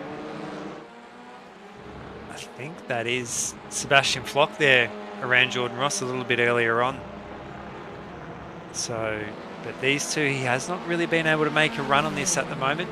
We are getting super, super close to our halfway mark, so surely we're going to start to see cars pulling into the pits now.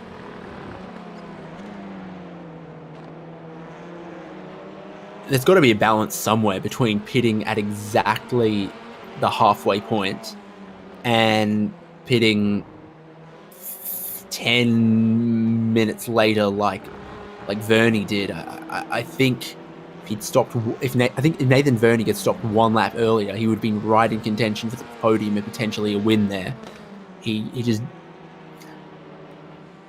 should have declared slightly earlier. Some drivers going for pit lane a little on the earlier side of the halfway point as well. And then he would have had time in the back half of the race to bowl them all out, so to speak. Close the gap and still have some amount of tyre advantage to try to gain some positions.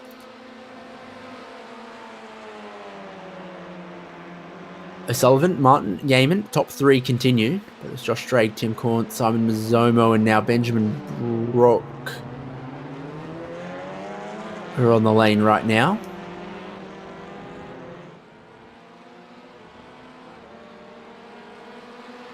I keep seeing this gap between O'Sullivan and Braden Martin going from 3/10, 4/10, ballooning out to like 8 or 9/10. We're thinking, oh, is he going to, leave him behind? And then Martin closes it back up and they run as close as they are right now.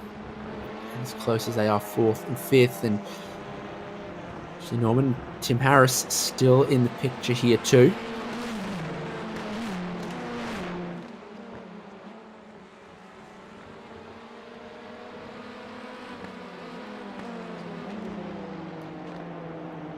Yeah, so Sam definitely laying his cards open to everyone, so letting everyone know he is pitting in.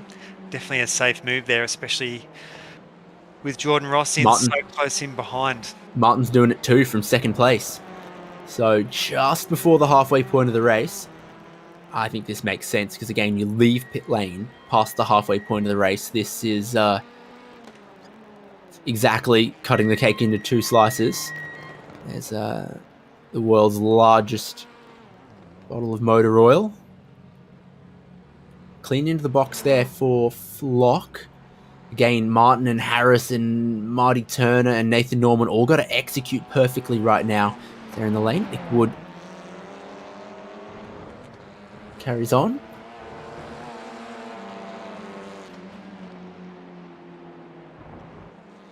I have to say there, for Tim Corn, Runs wide and Brady Bolden gets down the inside. Whoa, big cross there, but Sebastian Flock's pit stop is looking 6 or 7 seconds longer than needed. Everyone else is around about 24 seconds, and he is a big outlier at 31 seconds. It's cost him quite a lot of time.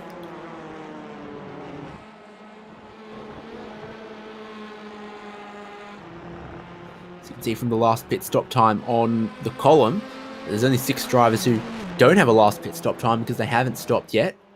Is anyone going to copy Nathan Verney's homework? It's not his teammate in Braden Martin or Tim Cornt. Maybe they saw what happened in the first division and have decided, nope, that didn't work out and they're not going to go for it. Yeah, Yeaman might do, though, because he's still going on long as Ryan O'Sullivan comes into the pits. You have to say there for Nathan Verney, maybe his homework's figuratively eaten by the dog. It definitely did not work out for him. Potentially, maybe if the race lasted maybe another 15 or 20 minutes longer, he could have capitalised on having substantially fresher tyres than everyone. But you'd have to say almost on cue there. It was only really not even 10 minutes ago there, the majority had not pitted, but as we hit that halfway mark, it really seems to be the money is on just splitting it dead down the middle and trying to make most of that tyre situation. Leaving pit lane then is Ryan O'Sullivan back into the net race lead, but you can see Martin not too far behind. Will also have just one lap more of temperature and should be able to close that gap back up. And then in the final stages, there's not going to be too much of a difference in their tyre wear. Then you've got to look a little further to Tim Harris, who's been huge winner of this pit stop shuffle and might continue to be, as you see Flock and Turner and Baldwin and Cornt all continue to battle each other pretty aggressively. These guys had a messy run through the final sector as well. I wonder if any of them were angling to pit lane and then didn't. Oh, nose to rear fender contact there. Got some scuffs. Brady Baldwin. Tim Cornt is going to have to sign that one after the race. Tim Hughes has to do that. You dent a panel, you have to sign it, and then it's your eternal shame. Yeah. Eternal being until we replace that panel. Yeah, exactly there. Definitely doing it really tough here, and does not look like his carnage is over, even in the slightest there. We are seeing Daniel Yeaman, though, coming in there, checking up car of Ashley Norman, car number 3. So that is pretty much most of our field done, bar 3 cars are of Jordan Ross, Mitch Dean and Nick Wood. Those last 2, Nick Wood is coming in. So he was a little further back. We were waiting to see him trip the timing line. Ross and Dean yet to stop at the minute. Synergy Sim Racing are just opposite ends of the spectrum here. Brunt stopped lap 4, and now Jordan Ross is running almost longer than anyone. Good place to rejoin here for Yeaman, splitting O'Sullivan and Braden Martin. So he's gained a position by running longer there. He's with O'Sullivan, and he's going to have tyres just a little bit newer in this 26-minute run to the end. I think that has just ticked a couple boxes for him. No massive advantage in any department, but just 2 things where you say, that's gone to plan. Yeah, absolutely. Gee, you can see these 3 still definitely holding in nice and tight there. Being our net lead, fastest there of the stops. And you'd have to say there was just seeing such a disparity between our stops as well. Some in the 23 seconds all the way out to 25. So 2 seconds around here is definitely makes a lot of difference. Depends what you feed in your pit crew. You can see Yeaman's still struggling with the cold tyres there. Letting O'Sullivan get away a little bit, feeling a little bit of the pressure from Martin. Here goes Ross and Dean, so that's everyone for pit lane. Longest runners going 19 laps into this race. Bit over 35 minutes before making their stop. That's not too bad though, 35 and 25. As long as they have a good stop. And this battle between Flock and Turner and Baldwin and Cornt is unending. The drivers who've gone longer than them are heading for a pretty decent overcut on what kind of was the battle for 4th. See where these guys are now that everyone has stopped. They have been overcut by Jordan Ross, Ashley Norman, and Tim Harris. Such is the way they've fought each other after, before and after their stops. Yeah, absolutely. So it is all for keeps now out on circuit. Everyone being well and truly pitted now. We are looking at that battle second there. Gee, we've actually just off screen there. We've had Tom Wilkinson with a massive accident. Yeah, I mean, he was already with damage to the rear of his car, so I don't know if that contributed to it or it was something else.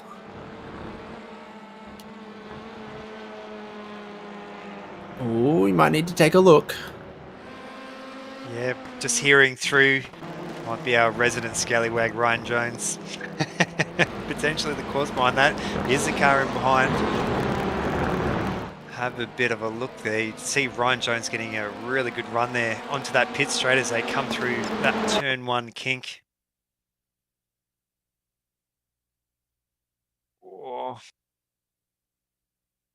Be hard to know from that angle. Might have to look at a different angle there. Look, you have to say though, that Hyundai looks very cool sitting sideways. Probably not the fastest way around that corner though. Got to keep it flat out if the tail's going to get that loosey-goosey. Yeah. If in doubt, keep it flat out is rule 1 of TCR driving. And So, Hyundai ownership.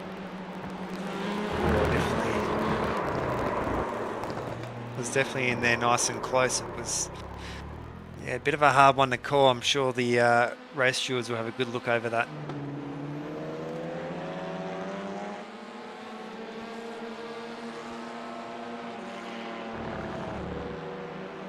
Ryan Jones has redressed that position, given it back to Wilkinson, which surely would have cost him quite significantly there. Up front, O'Sullivan has gotten clear of the cold tyres of Dan Yeaman before he could warm them up. It's 1.6 seconds in this between first and second, and then you can see Martin still tucked in pretty close in third. I rate this for Jordan Ross. He went long, got a pretty significant overcut. Now, there's almost no one with fresher tyres than him. He's still got a bit of time to get to the podium, but as far as breaking free the pack he was in and getting a decent overcut, I rate. Yeah, just hearing a bit of chat there between Mizomo and Mitch Dean over the radio, so those two in reasonably close.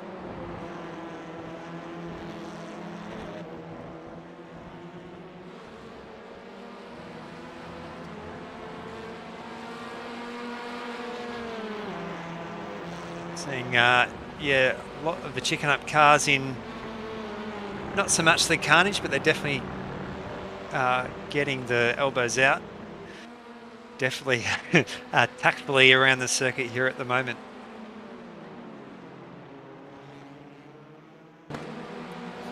So it has been argy-bargy amongst these four. Not the least, this. Let's go to the replay. Runs a little deep. You saw a couple goes of the brake pedal to get the car slowed down and to get it to actually turn. That puts Marty Turner right with him as they approach the Mercedes stand. On the inside goes Turner. Flock around the outside, side to side with Brady Baldwin. Maybe offers him a hip and a shoulder at the same time.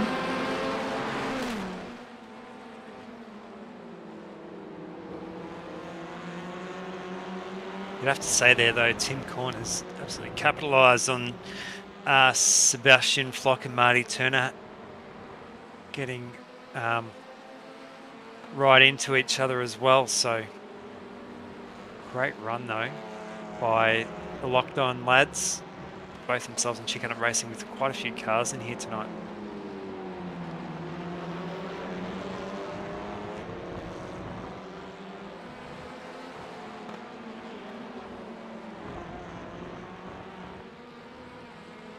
Yeah, so just seeing a little bit further back here, Simon Zomo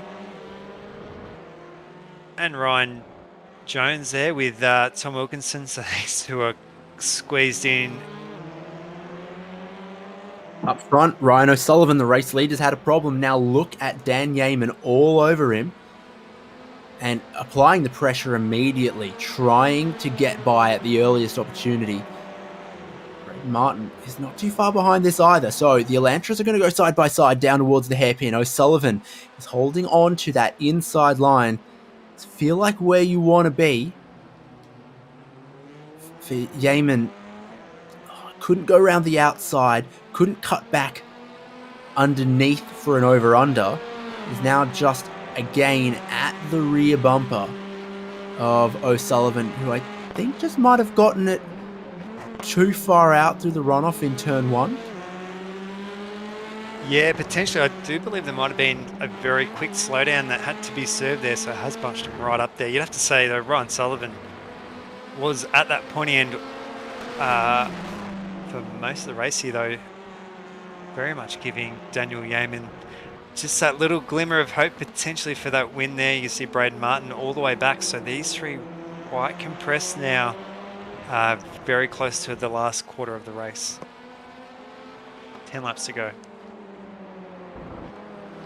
So in this group, Martin pitted lap 16, followed by O'Sullivan 17, and then Yeaman 18. Not a whole lot of difference in the tyres there. Saw the overcut do some pretty good stuff for Martin and Yeaman.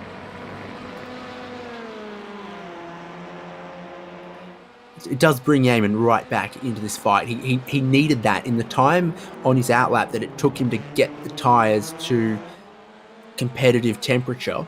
O'Sullivan had broken the draft. Now he's got that slipstream back. That's a whole different playing field. That's what he needed to bring some life to his race. Yeah, absolutely. You'd have to say there as well, all pitted at quite a similar time there. You'd have to say Daniel Yeaman, though, with you'd call it not very much, though, having the 1 lap advantage for tyres between Ryan O'Sullivan and then Braden Martin 1 lap behind, but it's such a fine amount that it'll almost not really make too much of a difference. But when you see just how close they are time-wise, and even Braden Martin, though, only driver in our top 3 in the 149s. Nick Wood, Josh Drake, Nathan Norman, and it's Drake that loses out as Nick Wood goes ahead, and Nathan Norman looks like he's able to hold on to his 13th spot. Oh, for the moment. Oh no, Wood not close enough to dive down the inside there, but had a good look at it, and then forced Drake into going a bit deep in there. Just keep following the pressure up with more pressure,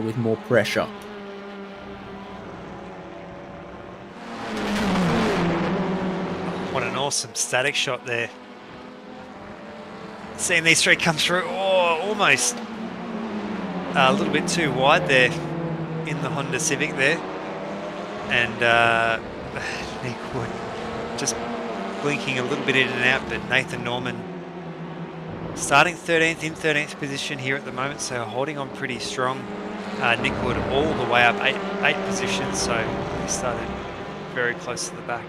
Has really stormed through the field. Him and himself, him and Alex McKellar. How I ended up at that sentence. With the two drivers who started this race that didn't have a qualifying time, so they're all the way up the back. McKellar is a retirement after his contact with Crawford. Nick Wood is still on the charge. It's down the inside of Nathan Norman. But that sets you up vulnerably for the run down the Parabolica and towards the hairpin at the end. Up front here, it is looking like an O'Sullivan-Yeaman battle. Somehow Martin not quite able to hold on. Nick Wood nose in front. Nathan Norman with the inside line, not going to give up anything. Dives in pretty deep, bounces it across the curb, but that maybe helps him rotate the car, but it doesn't help him put the traction down off the exit. He's struggling, and Nick Wood will go to the front. Yeah, absolutely. So you'd have to say, though, that these positions probably will not remain the same, being the Hockenheimring. Lots of overtakes, and especially just lends itself to so much drafting with these TCR cars.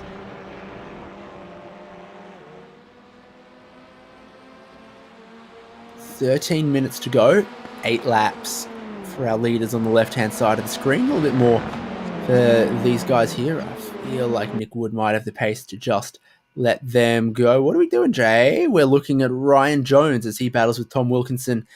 Don't worry, Benjamin everyone, Brook. the cars are not going in reverse. So Jones has a look first at Wilkinson, and you've got to admire the optimism. Yep. Live pictures just as exciting for the race lead. O'Sullivan there needing to defend. Yeaman maybe rolling out of the throttle a little early. Didn't look too much on the attack. And there is, I say, still quite a bit left in this race. 7 laps to go. Is it worth getting on the attack too early here? You want to stay with. You're leaving some of the field behind. Jordan Ross isn't going to catch you if you don't fight. Jordan Ross might catch if you do. Yeah, absolutely. Gee, you can just see how sharp they are there.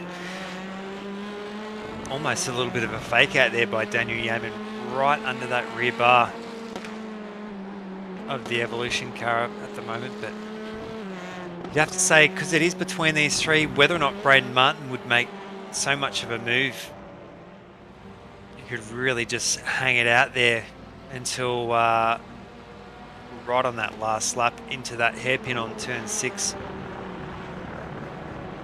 Not really too flustered there by Ryan O'Sullivan, keeping his lines in pretty tight.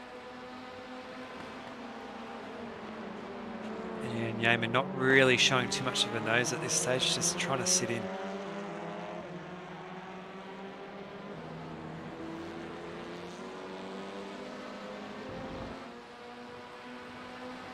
Provides a bit of fortune for Braden Martin. He gets to still stay part of that top 3 battle. Then Jordan Ross, Ashley Norman, Tim Harris, beneficiaries of some good pit stops, got themselves some clean air, keeping themselves away from this battle here, where Flock looks like he's going to try to sight up Marty Turner. Baldwin's on the defensive from Tim Cornt. So the battles all arrive at the hairpin. Look at the inside, but it's such a tight line down the inside there that you never get the drive off that you're after. The drive around the outside holds it through the kink. That gives Marty Turner the inside here. Flock says, all right, well, I'll try to cut back underneath. I'll try to find something else. But that's complicated by Baldwin throwing it down the inside. Remember, those two made contact there earlier. Baldwin might have relished the opportunity to have the shoe on the other foot. Yeah, absolutely. There, gee, shallow line there by Sebastian Flock. So Tim Cornt, you can almost see a little bit of a cut over. Not too much of a gap though. Between these 4, only really about a second or so separating these 4. Tim Cornt bringing up that top 10 position in behind, so it is a little bit further back than probably what a few of these guys would have preferred, but still a pretty great night of racing and still just banking on those points throughout the season.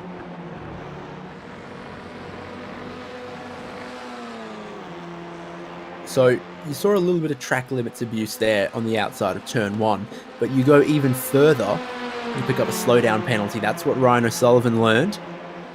Let Daniel Yeaman get close. The two of them are going to bump once, bump twice. Can I get a third? Can I get a third, please? As they both go super deep at the hairpin.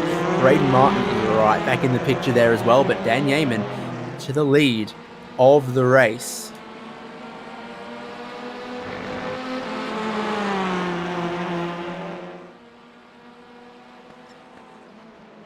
Yeah, you can see Braden Martin not super capitalising on these 3 fighting out in front.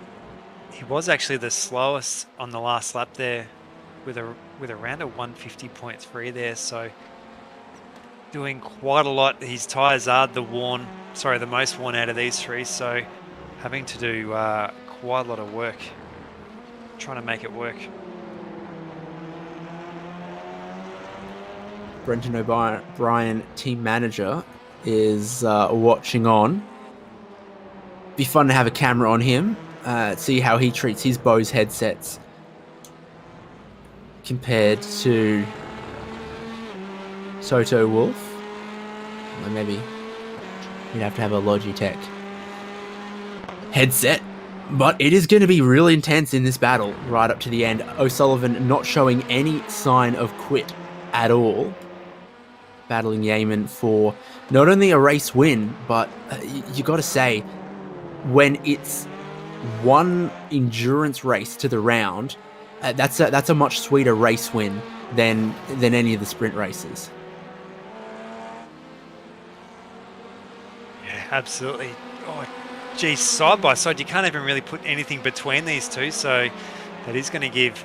Ryan O'Sullivan's going to have that inside line. Daniel Yeaman there, though, slightly in front. He's going to have to yield in behind.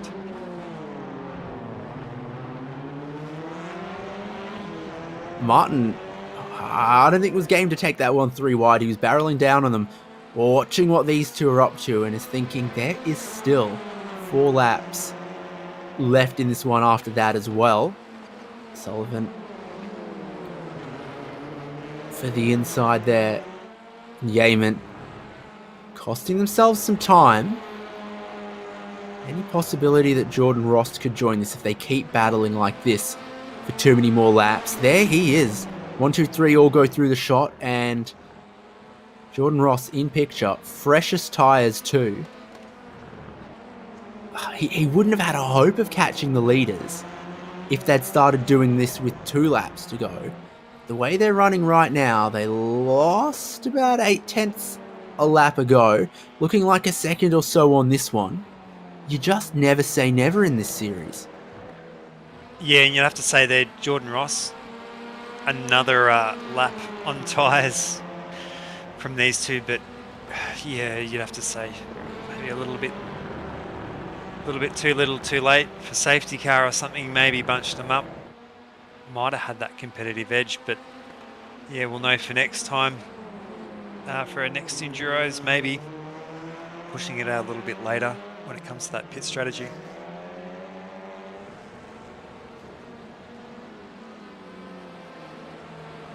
Up to speed they go, pushing to 230 kilometers an hour or so. What, 1 lane, 2 lanes, all the way to the inside on the defense for O'Sullivan. What do you do if your Yeaman matters? Complicated by the presence of Braden Martin. Makes it tough to give up the corner exit and try to cut back underneath or anything. You'd be leaving yourselves vulnerable to the whims of Braden Martin. Sullivan still defending. Aiming almost out to the AstroTurf there. Braden Martin still in the picture. Yeah, absolutely, and you can just see how much as he closed that gap in between these two. You can just see Brady Baldwin then going super, super wide there on Sebastian Flock.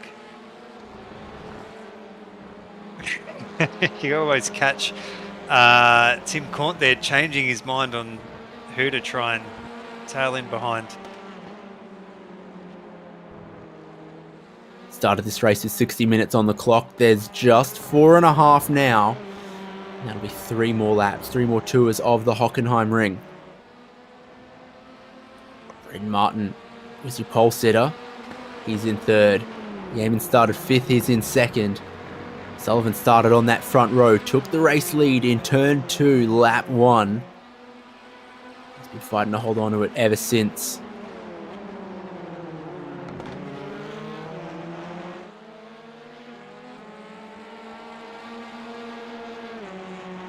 You'd have to say there, though, such a, regardless of where he comes in here, to just see Ryan O'Sullivan just pop down the shops. He's just come back with us now. Daniel Yeaman, such a awesome effort there, coming from that 5th place, a little bit further down. absolutely class effort here, really holding it to Ryan O'Sullivan here in our probably final 3 laps, you'd have to say. Yep, 2 to go when they get to the line. Top 3 all within 1 second. And I wonder what Braden Martin's doing here, because he has not tried to claim any stake in this fight yet. And I don't know if he will, to just try to bag a podium. Just hold back and aim for a podium, or if he will think, okay, 2 laps to go, last lap, that kind of thing. Get in and have a go. Pick up any crumbs that fall your way. Make it a proper 3-way contest. As that all goes on, saw Jordan Ross just getting a little closer behind as well. He's gonna be in that Nathan Verney situation potentially, though, of just being a lap short of catching the slipstream and getting amongst the battle and being able to do anything. It all comes down to the aggression and maturity levels from O'Sullivan and Yeaman from now until the end, though.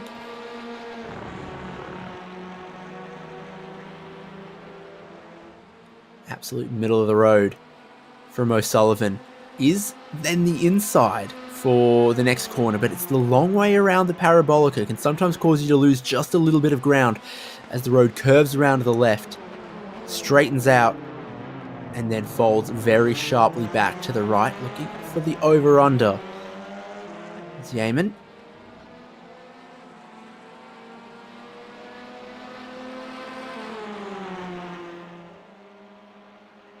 Yeah, you're just seeing Yeaman just continually applying that blowtorch to the back there. He's gone for the crossover there. It's going to actually hang him out wide as they come around for one more lap there. Oh, Yeaman right over the top of the curb there. Potentially that could be a slowdown. You lick your lips seeing this if you're Jordan Ross, as the two of them get into each other once more, pushes Yeaman out just a tad wide. Defensive lines every which way from Ryan Sullivan. It's not the last lap yet. They're about to get the white flag at the final sector this time. Braden Martin still just an onlooker and observer to this battle for the lead, for the race win. An endurance round at Hockenheimring for Ozicar Turbo Touring Car Series. He's had troubles with this turn 1 before. It cost him the advantage he'd built. Can he take it cleanly with all the pressure on? I'd say yes, he can. So too can Dan Yeaman. All or nothing into the hairpin on this lap, you've got to imagine. Yeah, holding it right onto the line. You'd have to say they're only maybe 10 corners to go here, and this is going to be the real big overtaking section there. Gee, Ryan O'Sullivan trying to choose which line he wants. He parks it right down the middle. Oh. And then Yeaman thinks about getting to the inside rather than just following the regular racing line, but it's covered off and he was a little too late to it, so he's going to look to go all the way around the outside. He's going to try to keep his nose just to the left, but he'll surely get squeezed out by O'Sullivan. No traction on the grass. Martin still holding a couple car lengths back in I don't want to get tangled up in your incident range, as there's a car width down the inside there for Yeaman, going to try to squeeze O'Sullivan out onto the AstroTurf, and that's what he does, using the shoulders to get to the lead. O'Sullivan's surely going to do the same to try to grab it back, though. Very, very little opportunity left in this lap, but tell that to the Hondas in race number 1. Jordan Ross right in the picture too. Corners can now be counted on one hand to the checkered flag to take the Enduro win. Yeaman's got to cover the inside to the right-handers here. And he doesn't, but he sweeps across just in time. Shallow line all the way through. The checkered flag will come up in time to save him. It will, and he'll take the Enduro win. Dan Yeaman, race winner, podium across the line in quick order. O'Sullivan, Martin, Jordan Ross. 1.3 seconds away from the lead, arrived a tiny bit late. And then it's Norman, Harris, Turner, Brady Bolden's trying to hold on from the pressure of Sebastian Flock and Tim Cornt's right with him. That's your top 10. Yeah, absolutely. So we are going to see, there we go, Mitch Dean has just crossed the line there, just outside the top 10. Down a position, though. We did see Mazomo and Nick Wood, but what a race there by Daniel Yeaman. Absolutely picked it perfect there. Knew exactly where to pitch it. Was right on the limit, I'd say, of helping O'Sullivan around the outside. But he picked the time to do it just perfectly. And he finishes top step of the podium from O'Sullivan and Braden Martin. Jordan Ross with the aggressive strategy, coming home in 4th. Pretty significant undercut got him some clean air for the final run. Ashley Norman doing some similar, just running by himself, not getting tangled up, losing time, being slowed down by those battles. Tim Harris, Martin Turner, Brady Baldwin, Sebastian Flock, Tim Cornt, that's the top 10. Yes, just outside the top 10, we did see Mitch Dean in the chicken up car. Simon Mazomo a little bit further back there, just easing out on Nick Wood. Nathan Norman, Josh Drag, Matthew Brunt there. Tom Wilkinson having a pretty heavy race there with a few incidents. Benjamin Brook, Ryan Jones there down in 19th. Stuart Crawford in 20th.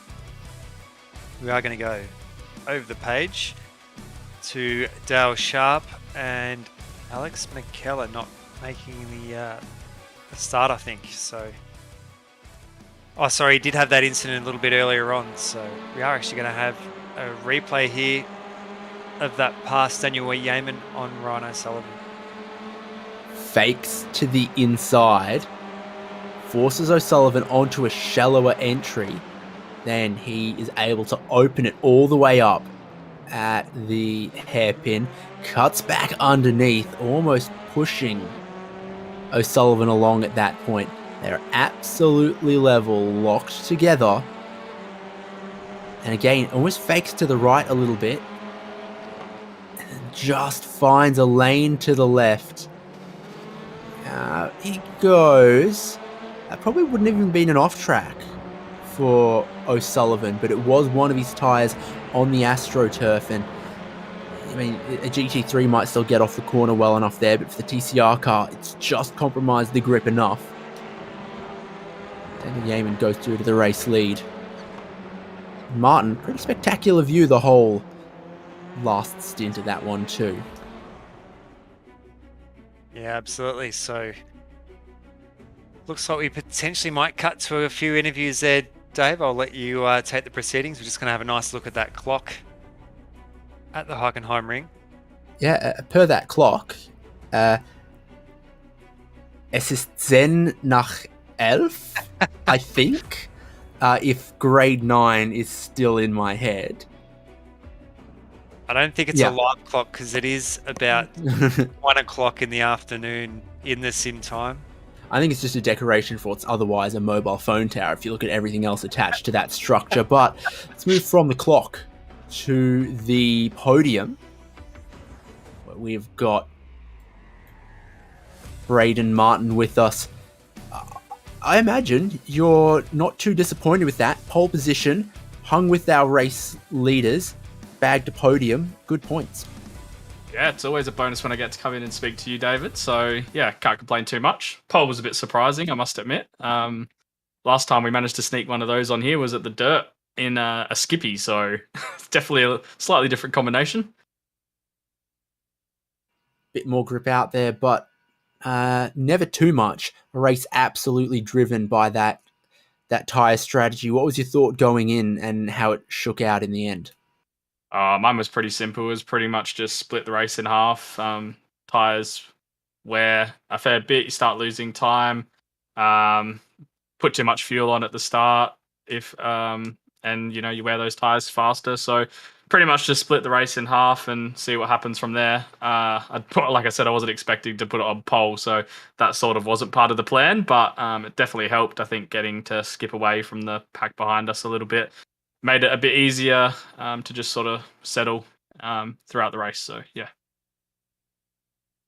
these two in front of you had some pretty wicked pace from the Elantras. If you'd dropped out of that slipstream, would you have seen them cross the line? Yeah, it was really interesting. Like I made up lots of time in the 3 big braking zones. So turn 2, the hairpin, and the first stadium section. It seemed like the Audi had a lot more braking power, but through all the corners, the Hyundai was just too quick. I couldn't really keep with them all that well. So it was about making up all that time in the braking zone and just trying to hang on. And then I sort of knew that I was probably not going to have the pace to make a big move. So I was kind of sort of settling a little bit for third. And then when they started squabbling, I was starting to get a bit nervous seeing Jordan quickly make up time about 8 laps out. So yeah, it was about trying not to put too much pressure on and maybe hope for something to happen up front where I could sneak through, but I don't think I could quite get through on raw pace. No chips for the Seagull today. See you next week. Take care. Second place was Ryan O'Sullivan. And Nick, you go. Yeah, congratulations, Ryan, on that second place. So, really did command it for, you'd have to say, for the majority of the race, with Daniel Yeaman just pipping you out there right on that last lap. On that last lap. Take us through it. Yeah, so I had the lead, obviously, most of the race, and was just trying to pull away from that slipstream. But man, those 2 straights, they're able to just catch back up, and any kind of advantage I'd make through the last bit of the course, they'd kind of just catch it straight back up. But anyway, I had heaps of fun. Congrats to Daniel and well done to Braden and obviously all the other competitors. Yeah, it was good fun. Yeah, absolutely. We are finding it a little bit of a mix-up this season in between the sprint and the endurance rounds. Where do you seem to find your strengths on? To be honest, mate, I'm still trying to get used to the car. I've been off the sim for probably a couple of years, and I kind of get on it, and then I get off it and get it back on it. But yeah, just getting used to the car again, and I'm actually really liking the longer races. But yeah, the sprint rounds are good fun because you got a second chance in the second race just to bring up any mistakes that you made in that like last round where I just went from hero to zero, like David said, and yeah, just trying to. I think I like both, to be honest, but yeah. Yeah, absolutely. Well, congratulations on your run here tonight. Definitely, even though not getting the win on that last lap, still really critical points here throughout this championship. Any sponsors and people you'd like to thank? Yeah, that's it, mate. So Logitech G, Galvanize Insurance, Panther Racing Fuel Australia, Harvey Norman, AMD, and PRT Automotive. Cheers. Yeah, congratulations again, Ryan O'Sullivan. I'll take it back to Dave. Yep, because we move another step up the podium to our endurance race winner on the last lap from 5th on the grid to take that win. Strong stuff, Dan Yeaman. Thanks, David. Yeah, definitely a really busy one. I had to work for it at the end, so kudos to Ryan for making me work for it, but also respecting the pass when I was able to make it there at the last lap, and definitely fighting back to the end, and definitely had to really keep it clean there at the end. But yeah, qualifying pace still, I feel like maybe can find maybe another 10th or 2. As it turns out, qualifying results tonight were absolutely bonkers in terms of the spread at the top of the field. So it was only a couple of hundreds here or there, perhaps, that really made the difference. But nevertheless, the setup felt really good. Just came on strong about lap 11, lap 12 in the first stint. Compared to, it felt like just Braden ahead of me. I was neutralizing what felt like he had much better drive and acceleration, even though I didn't feel like I was grip limited in the early phase. But nevertheless, yeah, just to be able to close the gap down a little bit. And then, yeah, after the pit stop, got lucky that Ryan had to slow down, so I didn't really have to work my way up to him like I was sort of shaping up to have to do so. So a couple of lucky cards played my way, but car felt great, and obviously really happy with being able to bring that home there at the end of the race. Yeah, there might be a parallel universe where you lost him on those cold tyres as you finished your pit stop and maybe didn't catch him again. But Ozicar seemed to have a way of bringing the spice back. And then running in formation there, maybe just feeling it out towards the end before the last lap move. Yeah, more or less that's a good way to describe it. I felt like I had better long stint pace than Ryan based on the first half of the race, and I just knew that as the stint went on, if the first stint was anything to go by, I'd be able to slowly drop Braden through the faster sections of the track.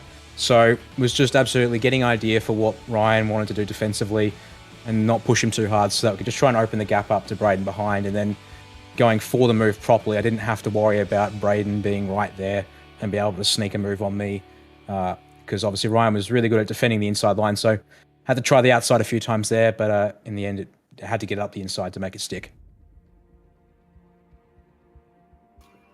And did you have some possibilities for the strategy in your head before the race? It seemed like there wasn't too much divergence out there, but there's definitely some options. Yeah, got a bit of a read on what was happening in the Pro-Am race, and sort of being told that ultra-long opening stints weren't really working yet.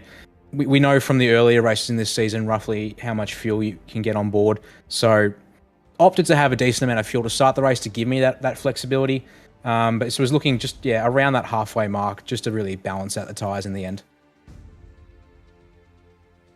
Indeed, you would have noticed them going away because you could see seconds a lap difference between tyres right in their window and tyres crying enough.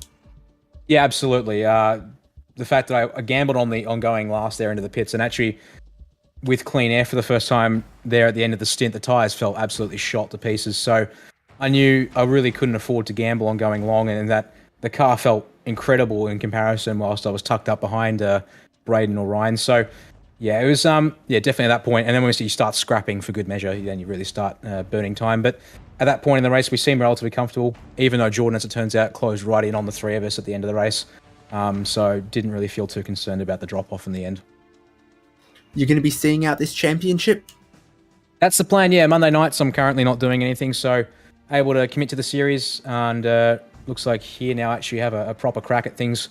Phillip Island didn't really go well at all, so I was a bit concerned with how my performance in a car class like TCR would be, given I don't do a lot of driving in it. But I'm now feeling quite good about how things are going. Just got to work on the quali pace, see if I can start a little bit further forward at some of the other tracks, and continue to work on good time management and good strategy to keep picking up results. Congrats on the win. Good race. Tell Mez to pull his finger out. I think we can try and do that, yeah. Mind you, I might also go... How about I go bug Tom instead? Congratulations once again. Thank you, David. Well, there we go. Our podium from the endurance round of Ozicar Turbo Touring Cars here at the Hockenheimring. Well, a place a little dear to my heart and my desktop background is the Indianapolis road course for next round in Ozicar Turbo Touring Cars. That's going to be next Monday night. Looking forward to that. Touring cars across the yard of bricks. But that will be all from the Hockenheimring tonight on SimSpeed TV for Ozicar Turbo Touring Car Series. Thanks to Prestige Trophy Badge and Engraving, the Locked On iRacing podcast, and Sim Racing Leagues. Again, two very exciting divisions. Very, very close racing with just a sprinkling of strategy or a very big heap tonight. Great to watch across both divisions. Congratulations to our race winners. Join us again next Monday night at Indianapolis.